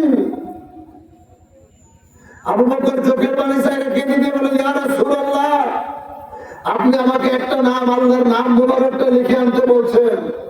আমি যখন আমার মাওলার নাম লিখেছি, আমার কাছে কেন যেন ভালো লাগছিল না, কারণ আমি তো আপনি নবীকে আমার জীবনের চাইতে বেশি ভালোবাসি। আপনি নবীকে ভালোবাসি, আমার 40টা স্বর্ণের দোকান আমি বিক্রি করে আপনার কদমে দিচ্ছি। আমার কলিজার টুকরা আম্মা জান আয়েশা সিদ্দিকা রাদিয়াল্লাহু তাআলা মাত্র 7 বছর বয়সে আপনার খেদমতে আপনার কদমে আমি আপনার সাথে সাথী দিয়েছি। ইয়া রাসূলুল্লাহ, আপনার হিজরতের সাথী হয়েছি, স্বামীর কামড় খেয়েছি। আমি তো আপনাকে বড় ভালোবাসি, এই জন্য আপনার নামটা আমি আবু বকর লিখতে চাইছি। আমার নবীরে কয়, রাসূল গো, তৃতীয় নামটা কার, কোথা থেকে আসছে? আমি আবু বকর তো জানি না। আল্লাহু আকবার, চিল্লায়ে বলেন আল্লাহু আকবার। নবীজিকে, আবু বকর তুমি উত্তেজিত হইও না, আমার ভাই জিবরাইল আসতেছে, তুমি উত্তেজিত হইও না। জিবরাইল আলাইহিস সালাম কয়, ইয়া রাসূলুল্লাহ, আল্লাহ তাআলা বলছে আবু বকরকে আপনি আল্লাহর নাম লিখতে বলছিলেন, কিন্তু আবু বকর আল্লাহর নাম লিখতে যায় তার ভিতরে ভালো লাগে নাই, তার কারণ সে আপনাকে বেশি ভালোবাসছে। জগতের মানুষ চায় আপনার রাজি খুশি করতে। জগতের মানুষ, পৃথিবীর মানুষ ইবাদত করে আল্লাহ, তারা আল্লাহরে খুশি করে জান্নাতে যাইতে চায়, কিন্তু আল্লাহ তো আপনার খুশি করতে চায়। জোরে জোরে ওয়ালা সাউফা ইউতিকা রাব্বুকা ফাতারদা। হাবিব, আমি আপনাকে রাজি খুশি দেখতে চাই। কিরে, আল্লাহ তো তার হাবিবকে খুশি করতে চায়। এখন জিবরাইল বলতেছে, ইয়া রাসূলুল্লাহ, যে মুহূর্তে আবু বকর নিজের ইচ্ছায় আল্লাহর নামের পাশে আপনি নবীর নামটা লেখা দিছে, আমার আল্লাহ নিজে খুশি হইয়া আল্লাহ এবং আপনার নামের মাঝখানে আবু বকরের নামটা আমার আল্লাহ নিজে বসিয়ে দিছে।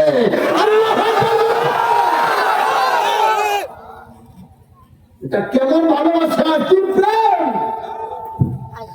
আপনি বলছেন আল্লাহর নাম লিখতে, আর আবু বকর চাইছে আপনার নাম লিখতে।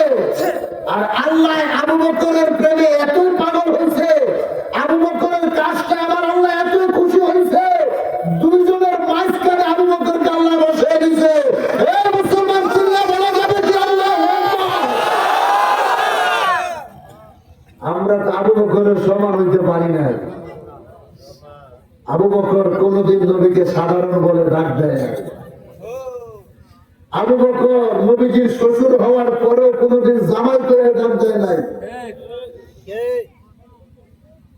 আর দুনিয়ার মানুষের সিস্টেম, শ্বশুরের জামাই ভাইদের সালাম করে। আর আবু বকর কয়, আমি এতই পাগল, শ্বশুর হয়ে সারা জীবন জামাই ভাইদের সালাম করছি। কি আমল নিয়ে খবরে যাইবেন, কি প্রেম নিয়ে খবরে যাইবেন, কেমন আপনি আবার জান্নাতের লোক দেখেন যে আপনার ভোট দিলে জান্নাতে যাইব? এত সোজা জান্নাত? জান্নাত কি বাবুর বাড়ি আপনার? আরে কয়টা আমল তুই করছস? কয়টা আমলই আমরা করতে পারছি? এত বড় বড় কথা বলে ফলাইতেছি। জান্নাত এত সোজা না।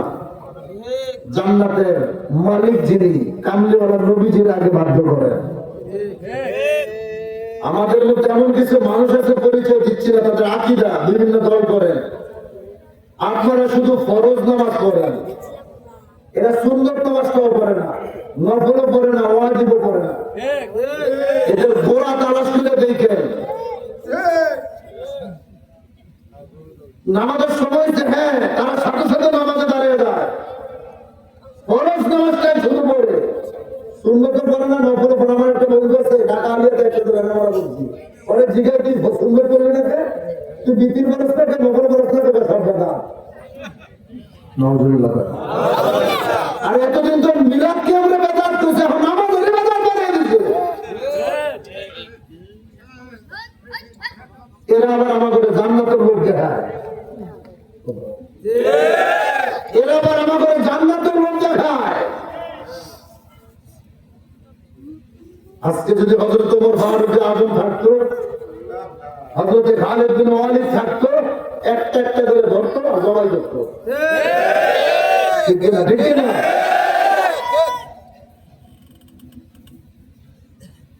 আবু বকরের নাম বসাইছে কে? ঘুমিয়ে গেছেন জোরে? এই আবু বকর কয়, ইয়া রাসূলুল্লাহ, আমি আপনারা দাওয়াত দিতে চাই। মাছ ধরেন তো নদীতে, আপনার একটা আওয়াজ মনে পড়ছে যে আপনারা আমি দাওয়াত দিতে চাই। নবীজি আলহামদুলিল্লাহ বলে দাওয়াত কবুল করছে। মুসলমানকে দাওয়াত দিলে দাওয়াত কবুল করতে হয়। আলহামদুলিল্লাহ বলে নবীজি দাওয়াত কবুল করছে। আবু বকর সিদ্দিক বাড়িতে গেছে, বিবি রে, সৃষ্টির সবচাইতে দামি মানুষ আমার বাড়ির আজকে মেহমান হবে। ও বিবি, যিনি আল্লাহর বাড়ির মেহমান সে আমার বাড়ির মেহমান। আরো জোরে, আমরা আপনায় না চিনিলে আপনার কি আসে যায়, আমরা ভালো না বাসিলে আপনার কি আসে যায়। দোনো জাহান আপনারই নূর চরণে ঝুকায়, দোনো জাহান আপনারই নূর চরণে ঝুকায়। ইয়া রাসূলুল্লাহ, ইয়া হাবিবাল্লাহ, বলনা ইয়া রাসূলুল্লাহ, বলনা ইয়া রাসূলুল্লাহ। আপনি থাকেন জমিনে আর চন্দ্র থাকে আসমানে, নবুয়তি প্রমাণে মক্কারি কাফের গনে করলো আপনার আবেদন, চন্দ্র করতে দ্বিখণ্ডন করলো আপনার আবেদন, চন্দ্র করতে দ্বিখণ্ডন। দেখে আপনার তর্জনী চাঁদ হয়ে যায় কুরবানি, আশিকের পরিচয় দিতে চির অমর হয়ে যায়। ইয়া রাসূলুল্লাহ, ইয়া হাবিবাল্লাহ, বলনা ইয়া রাসূলুল্লাহ, ইয়া হাবিবাল্লাহ, বলনা ইয়া রাসূলুল্লাহ, ইয়া হাবিবাল্লাহ। আমার নবীজি কোন দাওয়াত কবুল করছেন পাগলা? আবু বকর সিদ্দিক বিবি রে, তাড়াতাড়ি বাজারের ব্যাগ দাও। বাজারের ব্যাগ নিয়ে আরবের বাজারে গেলেন। নবী বাড়ির মেহমান, ভিতরটার আনন্দটাই তো অনেক। বাজার ঘুরতেছে, কোনো মাছ পছন্দ হয় না। পৃথিবীর সবচাইতে দামি মানুষ আজ আমার বাড়িতে আসবে, কম দামে জিনিসটা দেওয়া যাবে না। যেমন আজকে মাহফিল যারা সাজাইছেন, চাঁদপুরি ভাই, আমার জাকির ভাই যারা আছে, একটু ভালো ভালো খাবার দিব বিভিন্ন ভাবে। অর্থাৎ বাজারে যেটা সবচেয়ে ভালো এটাই তো কিনে, পীরের বাড়িতে যখন যায় সবচেয়ে দামি যেটা সেটাই কিনে লয়ে যায়, ঠিক না? তো আবু বকর সিদ্দিক বাজারে গেছে, ছোট ছোট কোনো কিছু পছন্দ হইতেছে না, নদী আসবে। আপনারা চাইলে তো এই প্যান্ডেলটা কিছুই না টানে মাহফিল সাজাইতে পারতেন, কিন্তু এত আয়োজন। আমার এক ভাই কয় মাইক প্যান্ডেল মিলে প্রায় 20,000 টাকা কন্ট্যাক্ট করছে, এত খরচ করছে। একটা মাহফিলে 1 লাখ টাকা খরচই হয় না, সেখানে একটা প্যান্ডেল এত টাকা কেন করছে? নবীর প্রেমের বাগান সাজানো যত সুন্দর করা যায়, নবীর প্রেমের বাগান সাজানো, এটা যদিও বাজার, কিন্তু এই বাগান যে 2 দিন থাকবে, 2 দিন এটা জান্নাতের বাগান। অর্থাৎ এটা যত সুন্দর তো বানানো যায়।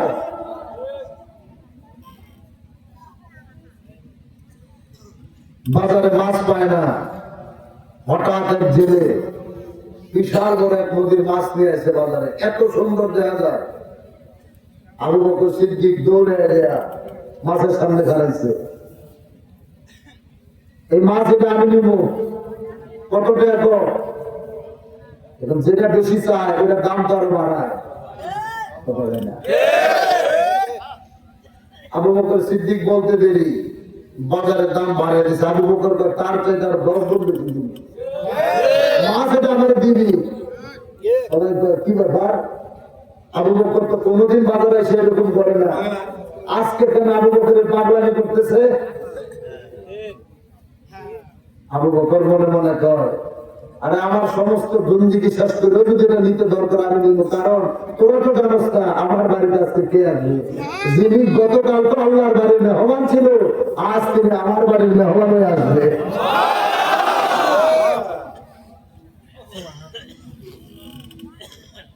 ওই নদীটা আমরা দেখতে চাই না? কারা কারা চান? আল্লাহ আপনি কবুল করেন, বলেন আমিন। তোমার নাম শুনিলাম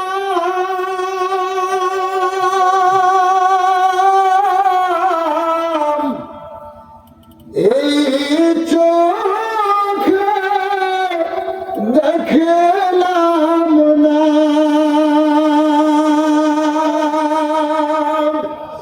এই সুর যদি শুনে থাকো, একবার দেখা দাও না এই সুর যদি শুনে থাকো, মরে খাবে দেখা দাও না। হে রাসূল তোমায় ভালোবাসি, অন্তরে শুধু মুখে নয়, জান্নাতের আশায় নয় হে রাসূল, জাহান্নাম কেউ ডরি নয়, জান্নাতের আশায় নয় হে রাসূল, জাহান্নাম কেউ যেদিন দিদার হবে আপনার,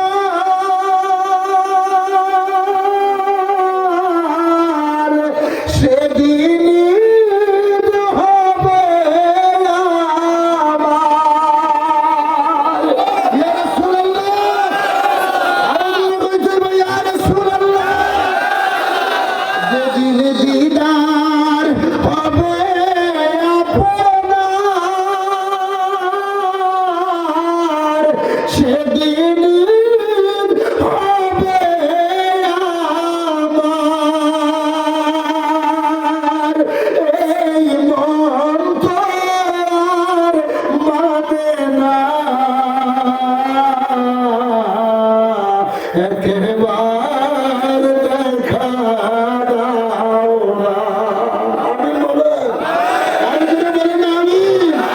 ইয়া রাসূলুল্লাহ, আপনি চেয়ে দেখেন আপনার পাগল উম্মতেরা, এই বটগাছের পাগলগুলো, অসহায় মানুষগুলো আপনার ভালোবাসা এত বড় জান্নাতের বাগান সাজিয়েছে। এই গভীর রজনীতে এই পাগলগুলো আপনারা দেখার আশায়, দিদারের আশায় হাউমাউ করে কাঁদতেছে। ওগো কামলিওয়ালা নবীজি, আপনি একবার স্বপ্নে আইসা হলো এই গোলামদেরকে দিদার দিয়ে ধন্য করেন। সকল করে আমিন।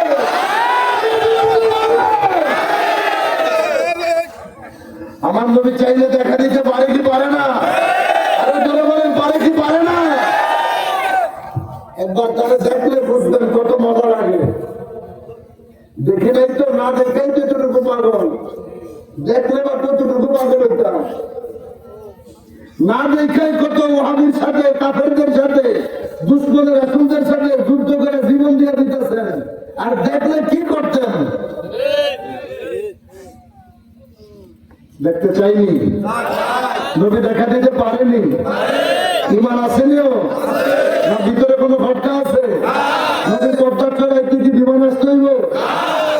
হেলিকপ্টার আইতে হইব? তলারে ফেলে আইতে হইব? নবী মুহূর্তের মধ্যে যে কোনো পাগলার সাথে আইসা দিদার দিতে পারে।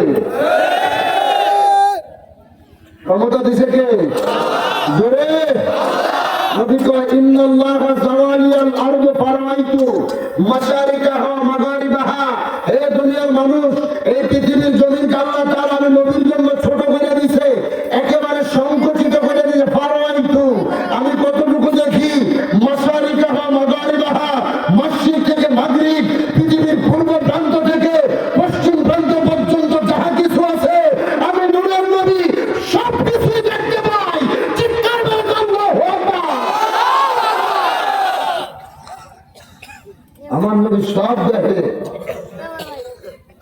বাজারে মাছ এসে আবু বকর কয় মাছ এটা আমার লাগবে, 10 গুণ দাম দিয়ে মাছ কিনা বাড়িতে লয়ে গেছে। বিবি, ও বিবি, নবী আসবে, যত সুন্দর করে পারো এটাকে বিভিন্ন আইটেমে তুমি রান্না করো। বিবি মাছ কাটছে, আবু বকর নবীকে আনতে গেছে। আজকে তার বাড়ির অবস্থাটা কি? আজকে তার অবস্থাটা কি? নবী আসবে, যেমন আমি আসবো, আমার এই ভাই আবু সাইদ ভাই ওই 3টা বাজি দেয়া টলার লয়ে যাওয়া বলেছে। গত বছর ওই দিক দিয়ে আসছি, সে রৌমারিতে দেয়া বসে রয়েছে, 4-5 ঘন্টা টলারে জানি করে নিয়ে আসছে। আজকে আসাটা আমার ক্যান্সেল হয়ে গেছিল। যদি মিস করতাম অনেকে মনে করতেন আপনারা মাহফিলিয়া মিস করেন, কিন্তু আপনারা জানেন যেহেতু একটা দরবারে থাকি, একটা সংগঠনের সাথে জড়িত।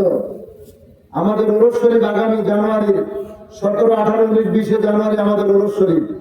প্রতি বছর ওরস শরীফ হয় ফেব্রুয়ারিতে, এই বছর ওরস শরীফ জানুয়ারি মাসে। আপনারা অনেকে যান না, অনেকে গেছেন না দরবার শরীফে। কারা কারা গেছেন এই একটু হাতে জানতো? আলহামদুলিল্লাহ অনেক ভাই গেছে, যারা জানলে দাওয়াত দিয়ে গেলাম।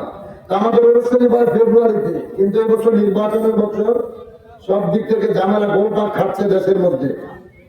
ইজতেমা বলেন, বিভিন্ন বড় বড় দরবার অনুষ্ঠানগুলো সব জানুয়ারিতে এবার হয়ে যাচ্ছে, আমাদের ওরস শরীফে জানুয়ারিতে। যার কারণে আমি নিজেই এই ডেটটা দিয়েছিলাম, কিন্তু আমার পার্টির চেয়ারম্যান স্যার, আমার মা কেবলা জান হুজুর পাকের আওলাদ, তিনি আমাকে ঢাকা বিভাগে নারায়ণগঞ্জ জেলা এবং মহানগরে 25 দিন একটা নাই ওরস শরীফের দাওয়াতে মিশন করার জন্য আমাকে নির্দেশ দিচ্ছে।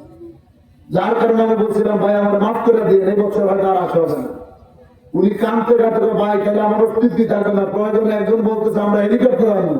আমি বললাম আমাদের প্রোগ্রাম রাত্রে হেলিকপ্টারও যাওয়া যেত না, কারণ দিনের প্রোগ্রামে যাওয়া যায়, রাত্রের প্রোগ্রামে হেলিকপ্টার চলে না।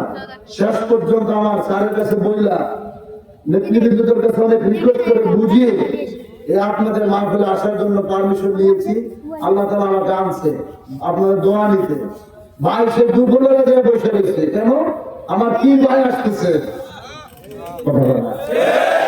এই ভালোবাসাটা কোনো টাকা দিয়ে না, এই ভালোবাসার দুনিয়ার সম্পদ দিয়ে না, এটা হৃদয়ের ভালোবাসা, আত্মার ভালোবাসা, তরিকতের ভালোবাসা।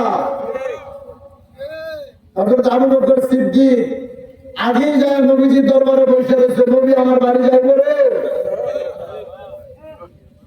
বিবিকে রান্না করতে বসে রেখে গেছে।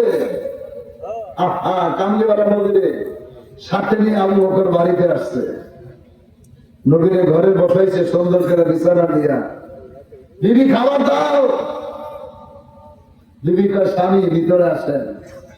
যায় দেখে দিদি বসে বসে কাঁদতেছে। আবু বকর কয় কি ব্যাপার বিবি তুমি কাঁদতেছো, খাবার কই? কয় স্বামী খাবার কোথা থেকে দিব? কয় কেন? এত বড় মাছ কিনে এনে দিয়ে গেলাম, তুমি রান্না করলে না? বিবি কয় স্বামী মাছ কাইটা দিয়ে গেছে, কিন্তু আমি শত চেষ্টা করে মাছ তো রাঁধতে পারি নাই।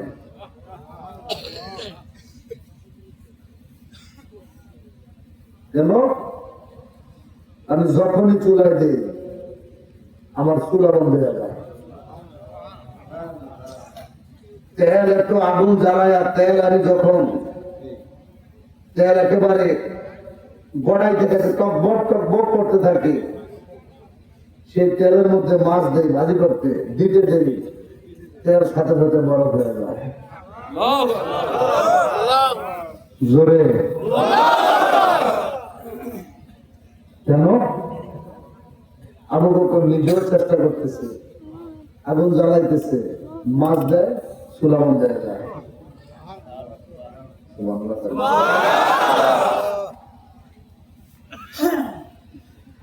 मैं कब्र अंधेरी में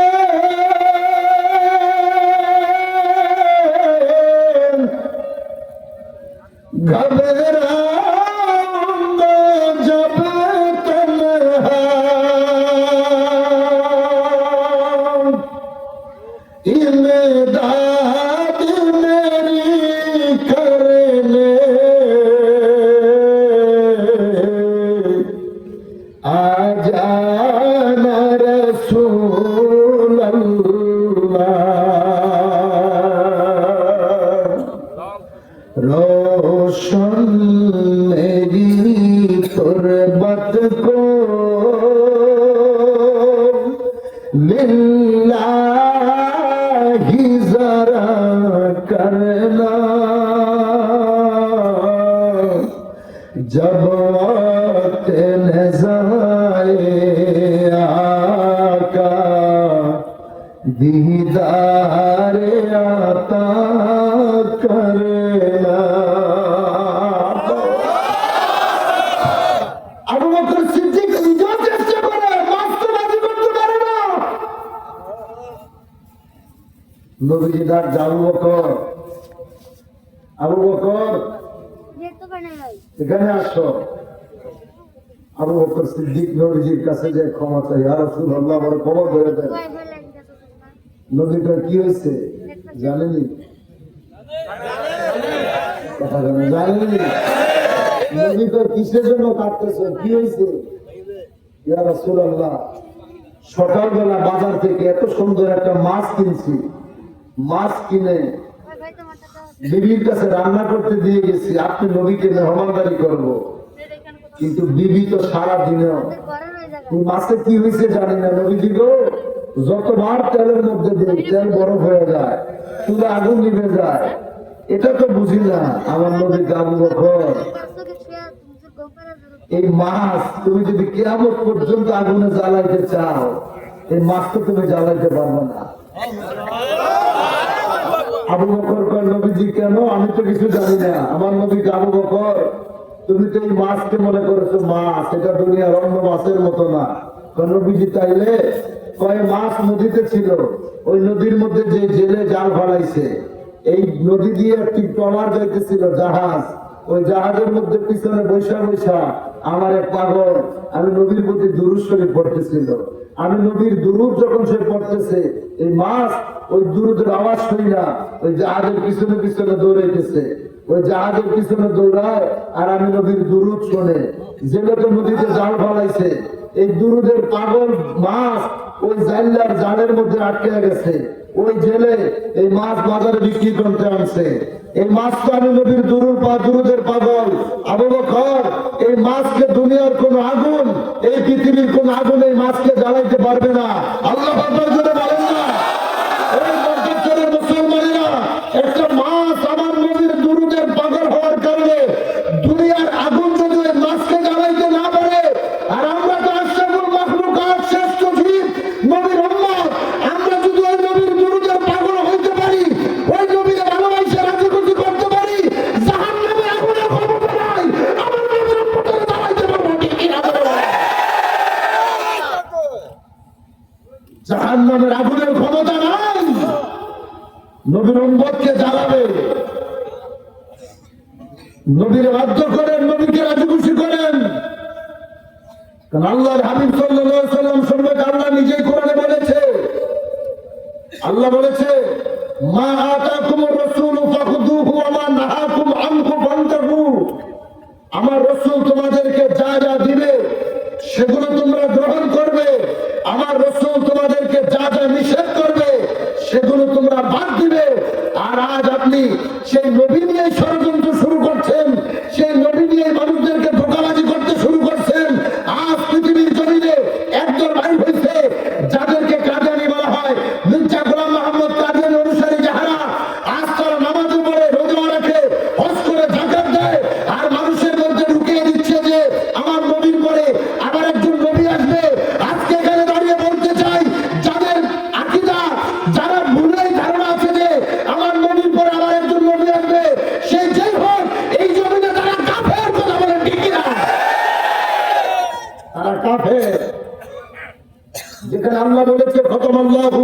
আল্লাহ বলেছে মা কানা মুহাম্মাদুন আলা আহাদিন মির রিজালিকুম ওয়ালাকিন রাসূলুল্লাহি ওয়া খাতামান নাবিয়্যিন। আমার নবীকে দিয়ে নবুয়তের দরজাকে বন্ধ করা হয়েছে। নবী কয় আনা খাতামুন নাবিয়্যিন, আমি শেষ নবী, আমার পরে আর কোন নবী আসবে না। কি বলেন? আমার নবীর পরে আর কোন নবী আসবে? আজকে যারা মানুষের মধ্যে ফিতনা ছড়াচ্ছে এরা কাফের। এরা কাফের।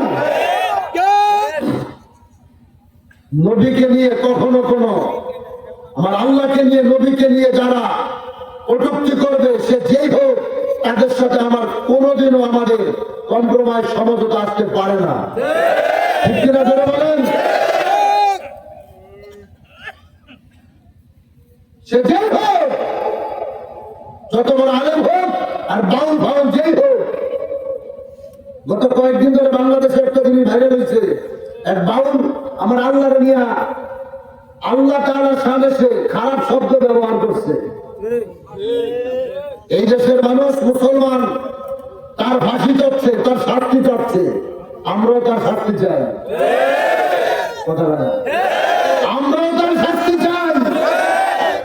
আল্লাহর অস্তিত্ব নিয়ে আল্লাহ তাআলার শান নিয়ে যারা বেয়াদবিমূলক কথা বলেছে, কিন্তু কথা আছে বাউল আল্লাহকে নিয়ে কটূক্তি করে কথা বলার কারণে যেমন মামলা হয়েছে, তার শাস্তি চাচ্ছি।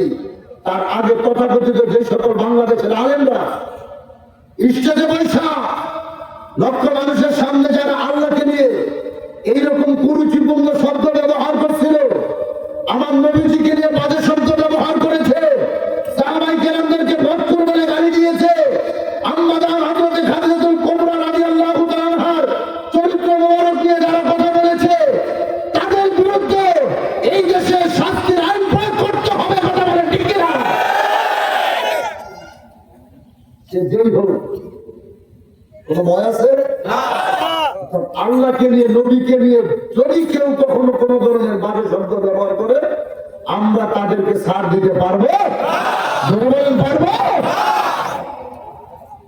হযরত ওয়াইস রাদিয়াল্লাহু তাআলা মনে আছে কি?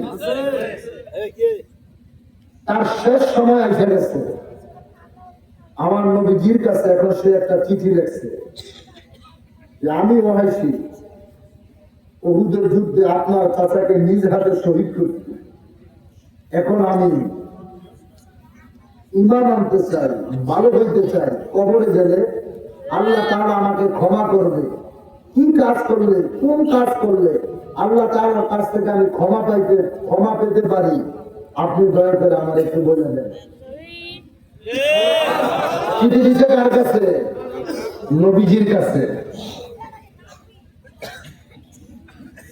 একটা গজল আছে না, চিঠির উত্তর যদি গোলা পাই, এ জীবন মরণ সব যে বৃথায়, যে প্রেমের চাদর কুরুনির গায়, সে প্রেম নসিব করো গো আমার। যে প্রেমের চাদর কুরুনির গায়, সে প্রেম নসিব করো গো আমার। আমি লিখব চিঠি দেব তোমায়, পাখি পৌঁছে দিও রোজায়।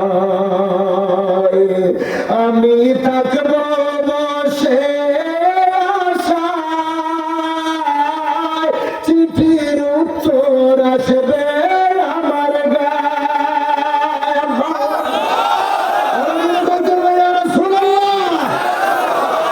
ওই নবীর কাছে আবেদন করে এখন পাগলা নবীজির কাছে চিঠি দিচ্ছে, আমি কবরে গেলে কিভাবে মুক্তি পাবো ইয়া রাসূলুল্লাহ, আপনি বলে ওই রাস্তা কি আছে? নবীর সামনে যাইতে সাহস পায় না, কারণ সে নবীর সাথে যুদ্ধ করছিল, নবীজির চাচাকে হত্যা করেছিল। আল্লাহর হাবিবের কাছে যখন চিঠি গেছে, আমার নবীজি চিঠির উত্তর দিচ্ছে কোরআন আয়াত লেখা, ইল্লা মান তাবা ওয়া আমানা ওয়া عملا صالحا فأولئك مع الذين يبدل الله عنهم سيئاتهم حسنات وكان الله غفورا رحيما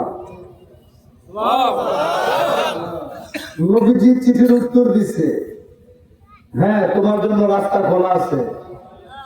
আবার তিনি উত্তর পাই আত্মসাহস বাড়ছে। এবার বলতেছি কি রাস্তা খোলা আছে? নবীজি কয় ইল্লা মান তাবা, প্রথমে তোমাকে তওবা করতে হইব, ও আমানা ঈমান আনতে হইব, ও আমিলা আমালান সালিহা নেক আমল করতে হইব।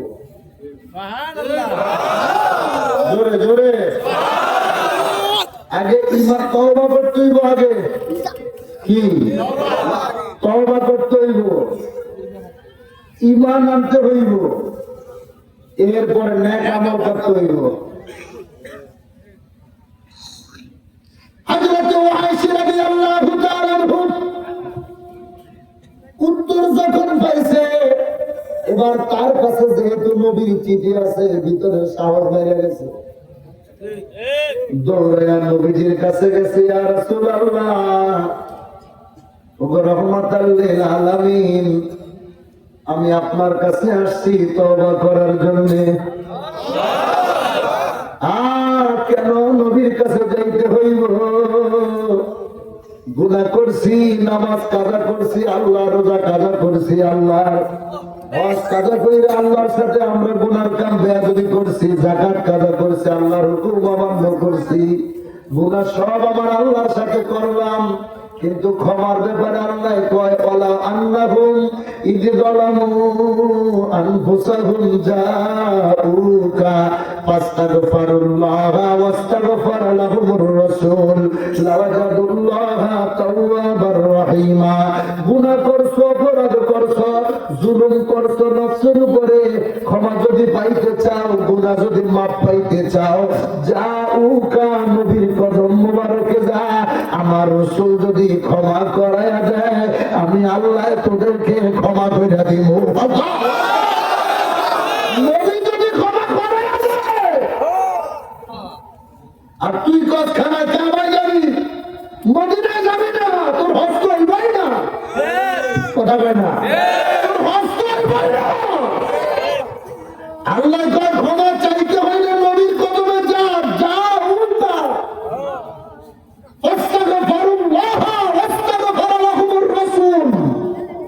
নবীর দরবারে যায় তওবা করবি। রাসূল যদি তোদেরকে ক্ষমা করে দেয়, আমি আল্লাহ মাফ করে দেব। এখন নবীর কাছে যায় কয় ইয়া রাসূলুল্লাহ আমার আপনি তওবা করায় দেন।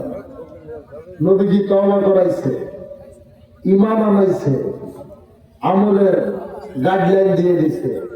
হযরত আয়েশা রাদিয়াল্লাহু আনহা গতকাল যিনি নবীর সামনে আসতে ভয় পাইছে, এখন নবীর সামনে দাঁড়ায় দাঁড়ায় নাচতেছে। নাচতেছে বলতে সে উৎফুল্ল, আনন্দিত, নবী আমারে ক্ষমা করে দিছে, নবী আমারে কালেমা পড়ায় দিছে, আমি তো জান্নাতি।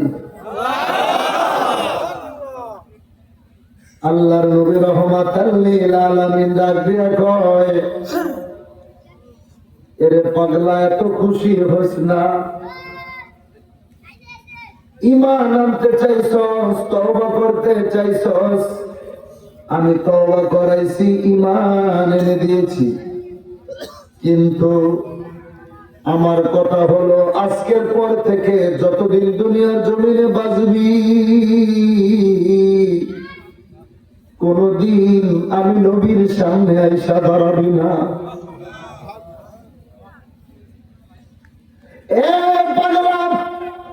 যতদিন এই পৃথিবীর জমিনে তুই বাঁচবি, কোনদিন আমি নবীর সামনে আসবি না। ও আয়েশা রাদিয়াল্লাহু তাআলা আনহুর চোখের পানি ছেড়ে দিলেন, হায় হায় আপনি আমারে তওবা করায়া দিলেন, কালেমা পড়ায়া মুসলমান বানায়া দিলেন, এখন কেন আপনার সামনে আসতে আমারে বারণ করে দিলেন? আমার নবীজি কয় তুই যখন আমার সামনে এসে দাঁড়াবি, আমার চাচা আমির হামজা রাদিয়াল্লাহু তাআলা আনহুর কথা আমার মনে হয়ে যাইব। এই জমিনে আমার যখন কেউ ছিল না, আমার মা ছিল না, বাবা ছিল না, দাদার কাছে বড় হয়েছি। দাদাও যখন চলে গেল আমার চাচাদের কাছে আমি বড় হয়েছি। হযরত আমির হামজা রাদিয়াল্লাহু তাআলা আনহু আমার আশ্রয় ছিল। তুই আমার এই চাচাকে উহুদের যুদ্ধের নির্মমভাবে তুই হত্যা করেছিলি। আমার চাচার নাক মুবারকটা কাইটা দিয়েছিলি, কানগুলো কেটে দিয়েছিলি, কলিজাটা বাইর কইরা চিবায়া চিবায়া তোরা খাইছিলি। আমি নবী সেদিন সহ্য করতে পারি নাই রে। আজকে তুই তওবা করছস, ঈমান আনছস, আল্লাহ যদি চায় তোর ক্ষমা করে দিব। কিন্তু বাজারে সাবধান, আমি নবীর সামনে আসিস না। আমি নবী যদি কোনো কারণে তোর দিকে তাকাইলে আমার চাচার কথা স্মরণ হয়ে যায়। যদি আমি নবী কষ্ট পাই, আমার আল্লাহ কোনদিন তোরে ক্ষমা করব না। আমার সামনে দাঁড়াইলে আমার চাচার কথা মনে হইবে। আর যদি ভিতর থেকে কষ্ট এসে পড়ে, যদি আমি নবী দুঃখ পাইয়া যাই, মনের অশান্তি যদি বরদোয়া চলে আসে রে, তুই কোনদিনও জান্নাতে যেতে পারবি না। নবীজি গো, যদি আপনারা আমার দেখতে মনে চায় আমি কি করব? আমি তো আপনার প্রেমে পাগল হয়ে গেছি, আমি আপনার প্রেমে দেওয়ানা হয়ে গেছি। নবীজি কয়, যদি দেখতে মনে চায় পিছন থেকে আমার দেখা যাবি। পিছন থেকে দেখা যদি তোর মনের সামনে আবিকে, ডান দিক থেকে দেখা যাবি। ডান পাশ থেকে দেখতে ভালো না লাগলে বাম পাশ থেকে দেখা যাবি। তারপরে কোনদিন আমার সামনে দাঁড়াস না। তার সাক্ষী দেয় নবীজির হায়াতে জিন্দেগিতে কোনদিন আমার নবীর সামনে এসে দাঁড়ায় নাই।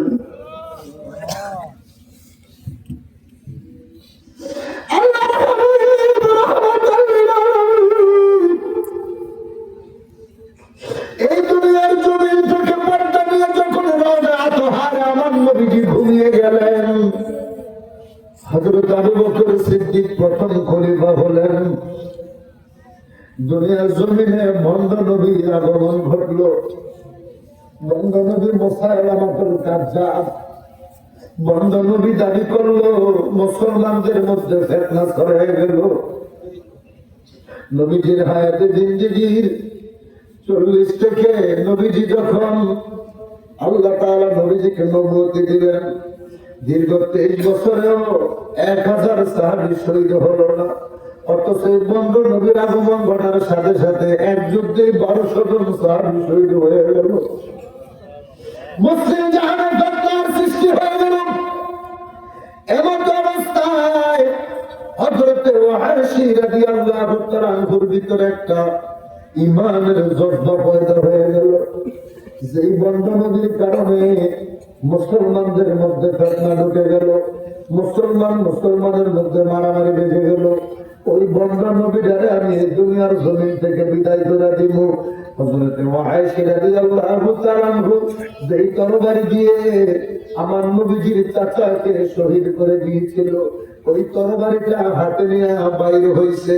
আর বিদায় আর নিহায়ার ভিতরে 13তম খণ্ডের ভিতরে স্পষ্ট চলে এসেছে, আল্লাহর নবীর এই পাগলায় এই তরবারিটা হাতে নিয়ে রাস্তায় যাইতে বন্ড নবী মুসাইলামাতুল কাজ্জাব এই জাহান্নামের কীটটাকে তরবারি দিয়ে একটা আঘাত কইরা গর্দান আলাদা কইরা জাহান্নামে তারে পাঠিয়ে দিয়েছে। জোরে বলেন আল্লাহু আকবার। এটা আমার নবীর দুশমন, এটা মুসলমানদের দুশমন, এটাকে বাঁচিয়ে রাখা যায় না।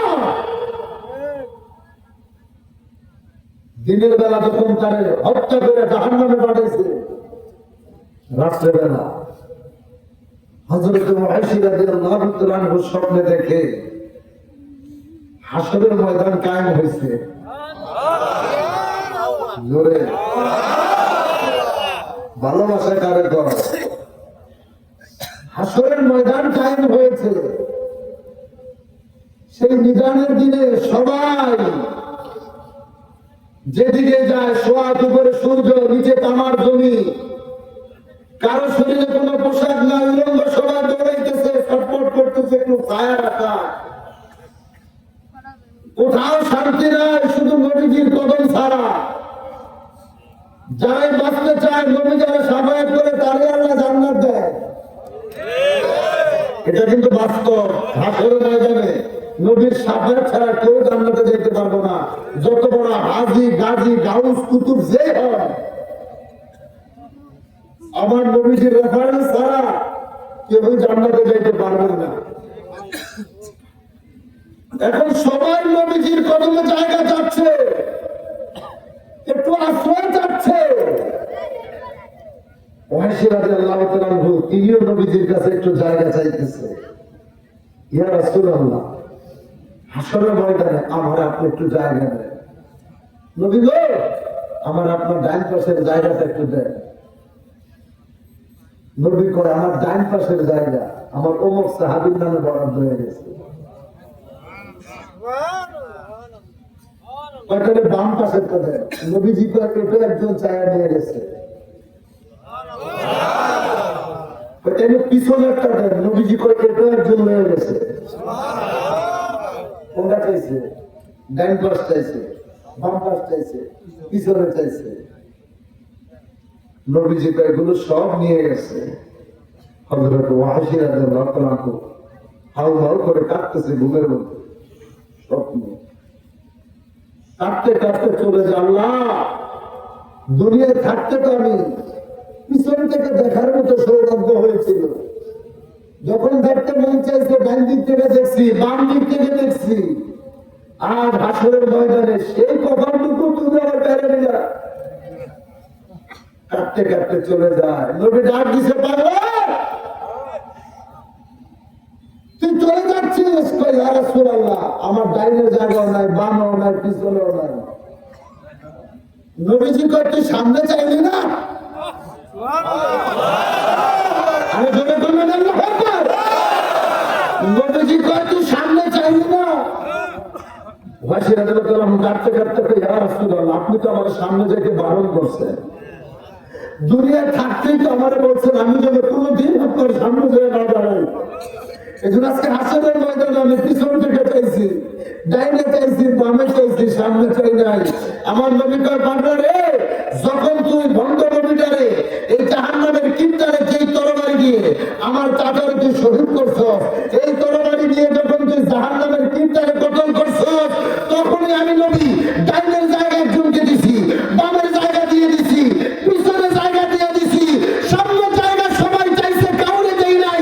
আমি তুই পাগলার জন্য সামনের জায়গাটা বরাদ্দ করে রাখছি। আরো ধরে বলতে আল্লাহু আকবার। চিল্লা বলেন না ইয়া রাসূলুল্লাহ। ওই নবীর কাছে চাইতে দেরি, নবী দিতে দেরি করে না। ওই নবীর কাছে চাইতে দেরি, দিতে দেরি করে না। এখন বলবেন এসব গাঁজাখুরি কথা, নাউজুবিল্লাহ। হাদিস তিরমিজি শরীফের হাদিসে আছে, ইতিহাস চেয়ে দেখেন, কিতাব পড়েন। আউলিয়া কেরামদের শানে এরকম হাজার হাজার প্রমাণ। বাহলুল পাগলা জান্নাত দেখছিল। জান্নাত কি দুনিয়াতে বেচা যায়? জান্নাত কি বেচা যায়? দুনিয়া দেখতে তো জান্নাত বেচা যায় না, কিন্তু আল্লাহর ওলি তো জান্নাত দেখছে। বাচ্চা হারুনুর রশিদ তার বিবি জুবাইদাকে নিয়ে এইরকম নদীর পাড়ে মরুভূমিতে হাঁটতে গেছে। আল্লাহর ওলি পাগল মানুষ, নদীর কিনারে বাড়ির মধ্যে জান্নাত বানায়া মানুষ ডাকতেছে, জান্নাত কিংবা কেউ জান্নাত। বাচ্চা তার বিবিকে নিয়ে গেছে। বিবি তো মহিলা মানুষ, নরম মনের মানুষ। ওই পাগলের কথা শুনে বলে, কত টাকা? বাহালুর পাগলাই বলতেছে তোমার কাছে যে মণিমুক্তার মালা আছে মালার বিনিময়ে জান্নাত দিয়েছিল। মহিলা মানুষ চিন্তা করলো আমি তো বাদশার স্ত্রী, সম্পদের তো অভাব নাই, পাগল জান্নাত বেচতেছে, কিনা বলেন? আরো ধরে উনি মণিমুক্তার মালার বিনিময়ে জান্নাত কিনে নিচ্ছে। বাদশা কয় তোমার মাথা কি ঠিক আছে? দুনিয়া থাকতে আবার কিসের জান্নাত কিনবো? তুমি পাগলের কথা শুনা মুক্তার মালা তুমি দিয়ে দিলা। দিদি বলতেছে একটা মালাই তো দিচ্ছি, যদি লাগা যায়, যদি লাগা যায় আল্লাহ। এখন দুনিয়ায় থাকতে আপনারা জান্নাত কামাই করে যান। আল্লাহ নবী বলছে পরকালে কে তোমরা কে কোথায় থাকবা, যার যার জায়গা দুনিয়ায় থাকতে দেখে যাও। এখন দুনিয়ায় কোন জায়গায় ঘুমাবেন? বাড়িতে একটা করছেন আপনার যতটুকু সামর্থ্য আছে, বাড়িতে একটা করছেন আপনার যতটুকু সামর্থ্য আছে। কেউ টিনের বাড়ি, কেউ ইট পাথরের বাড়ি, জমি যার 1 বিঘা আছে আরেক বিঘা কিনতে চাচ্ছেন সন্তানদেরকে প্রতিষ্ঠিত করার জন্য, সন্তানরা যাতে সুন্দরভাবে চলতে পারে। কিন্তু আপনাদের কাছে জিজ্ঞেস করি, এই যে বাড়িঘর যা কিছু বানাইছেন এগুলো কি সব চিরস্থায়ী? কথা বলেন না। এগুলো সব ক্ষণস্থায়ী। চিরস্থায়ী কোনটা? কথা বলেন। হ্যাঁ, জোরে বলেন, চিরস্থায়ী কোনটা? আপনি দুনিয়ায় থাকতে আপনি কোন জায়গায় ঘুমাবেন? এই জায়গাটা যদি কিনে যাইতে পারেন, নিজেরটা নিজে যদি তৈরি করে যাইতে পারেন, তার চাইতে সৌভাগ্যবান ব্যক্তি পৃথিবীতে আর কেউ হতে পারে না। আমরা প্রায় জায়গায় দেখি মানুষ মারা গেলে ছেলে মেয়েরা যায় এলাকাবাসীর কাছে হাতে পায়ে ধরে, চাচা আপনাদের কবরস্থানে একটু জায়গা দেন, আমার বাবার মাটি দিতাম। কেন ভিক্ষা করতে হইব আমাকে? আমার বাবা তো কষ্ট করে টাকা পয়সা ইনকাম করছে, আমি এখন কামাই করতেছি। আমি দুনিয়ায় থাকতেছি, আমার 2.5 হাত জায়গা আমি কি কিনে যেতে পারি না? কথা বলেন। আরে বেটা কথা বলেন না। আপনি যেদিন যেই জমিনে সারা জিন্দেগি ঘুমাবেন, সেই জায়গাটা যদি দুনিয়ায় থাকতে কিনে যাইতে পারেন, দুনিয়ায় থাকতে যদি দেখে যাইতে পারেন যে আমি মরার পরে জায়গায় ঘুমাবো, এর চাইতে সৌভাগ্য আর কিছু হতে পারে? আজকে আপনাদের মাহফিল কবরবাসীদের এই কবরস্থানের উন্নয়ন করবে আজকের মাহফিল। এই গোরস্থান আপনাদের সবার। এই কবরস্থানে আপনি মারা গেলে যেখানেই মারা যান, আপনার লাশটা যদি গ্রামে আসে, আল্লাহ তাআলা তো কত ভাবে মৃত্যু দেয়। কেউ আগুনে পড়ে, কেউ নদীতে ডুবা ভাইসা যায়, কেউ রোড অ্যাক্সিডেন্টে। আল্লাহর কাছে আমরা চাই আল্লাহ মৃত্যু তো তুমি আমাদেরকে দিবা, তবে আমাদেরকে যে মৃত্যু হলে সন্তানদের সামনে, আত্মীয় স্বজনের সামনে, এলাকার মানুষ গোসল দিয়ে জানাজা দিয়ে মাটি দিবে, ওই রকমের সৌভাগ্য আমাদেরকে তুমি দান করো। তাহলে আপনি মারা যাওয়ার পরে এই এলাকার গোরস্থানে তো আপনাকে দাফন করা হবে। কথা বলে না। এই গোরস্থানের জন্য আমরা কি কিছু করতে চাই কি চাই না? এই গোরস্থানের জন্য আমরা কিছু করতে চাই কি চাই না?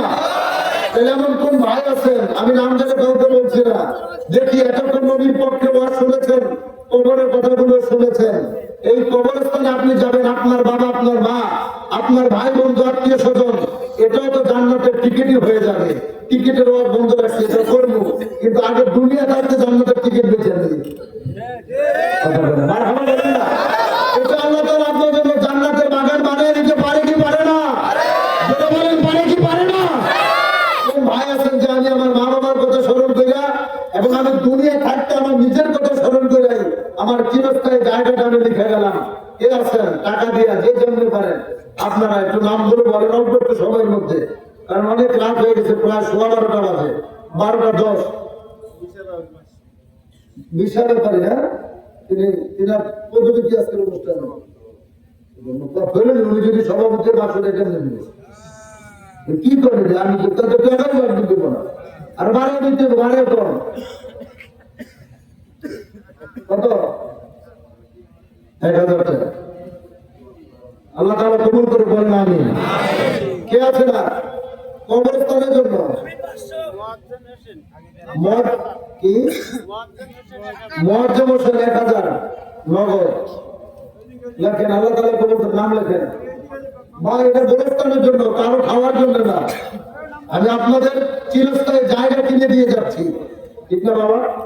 এটা আপনার চিরস্থায়ী জায়গা কিনে টাকা বরাদ্দ করছেন। কে আছে না বড় ভাই কত? আজিজুর রহমান আমাদের আগামী মনে সাথে বেঁচে আছে 1000 টাকা। আমার হঠাৎ করে আর কে আছে?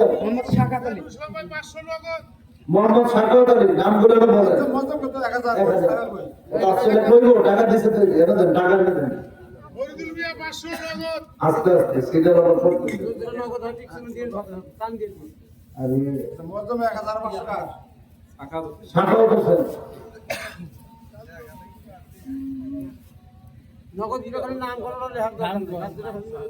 শহীদুল মিয়া 500 আর ওই যে নুর ইসলাম 500 নগদ।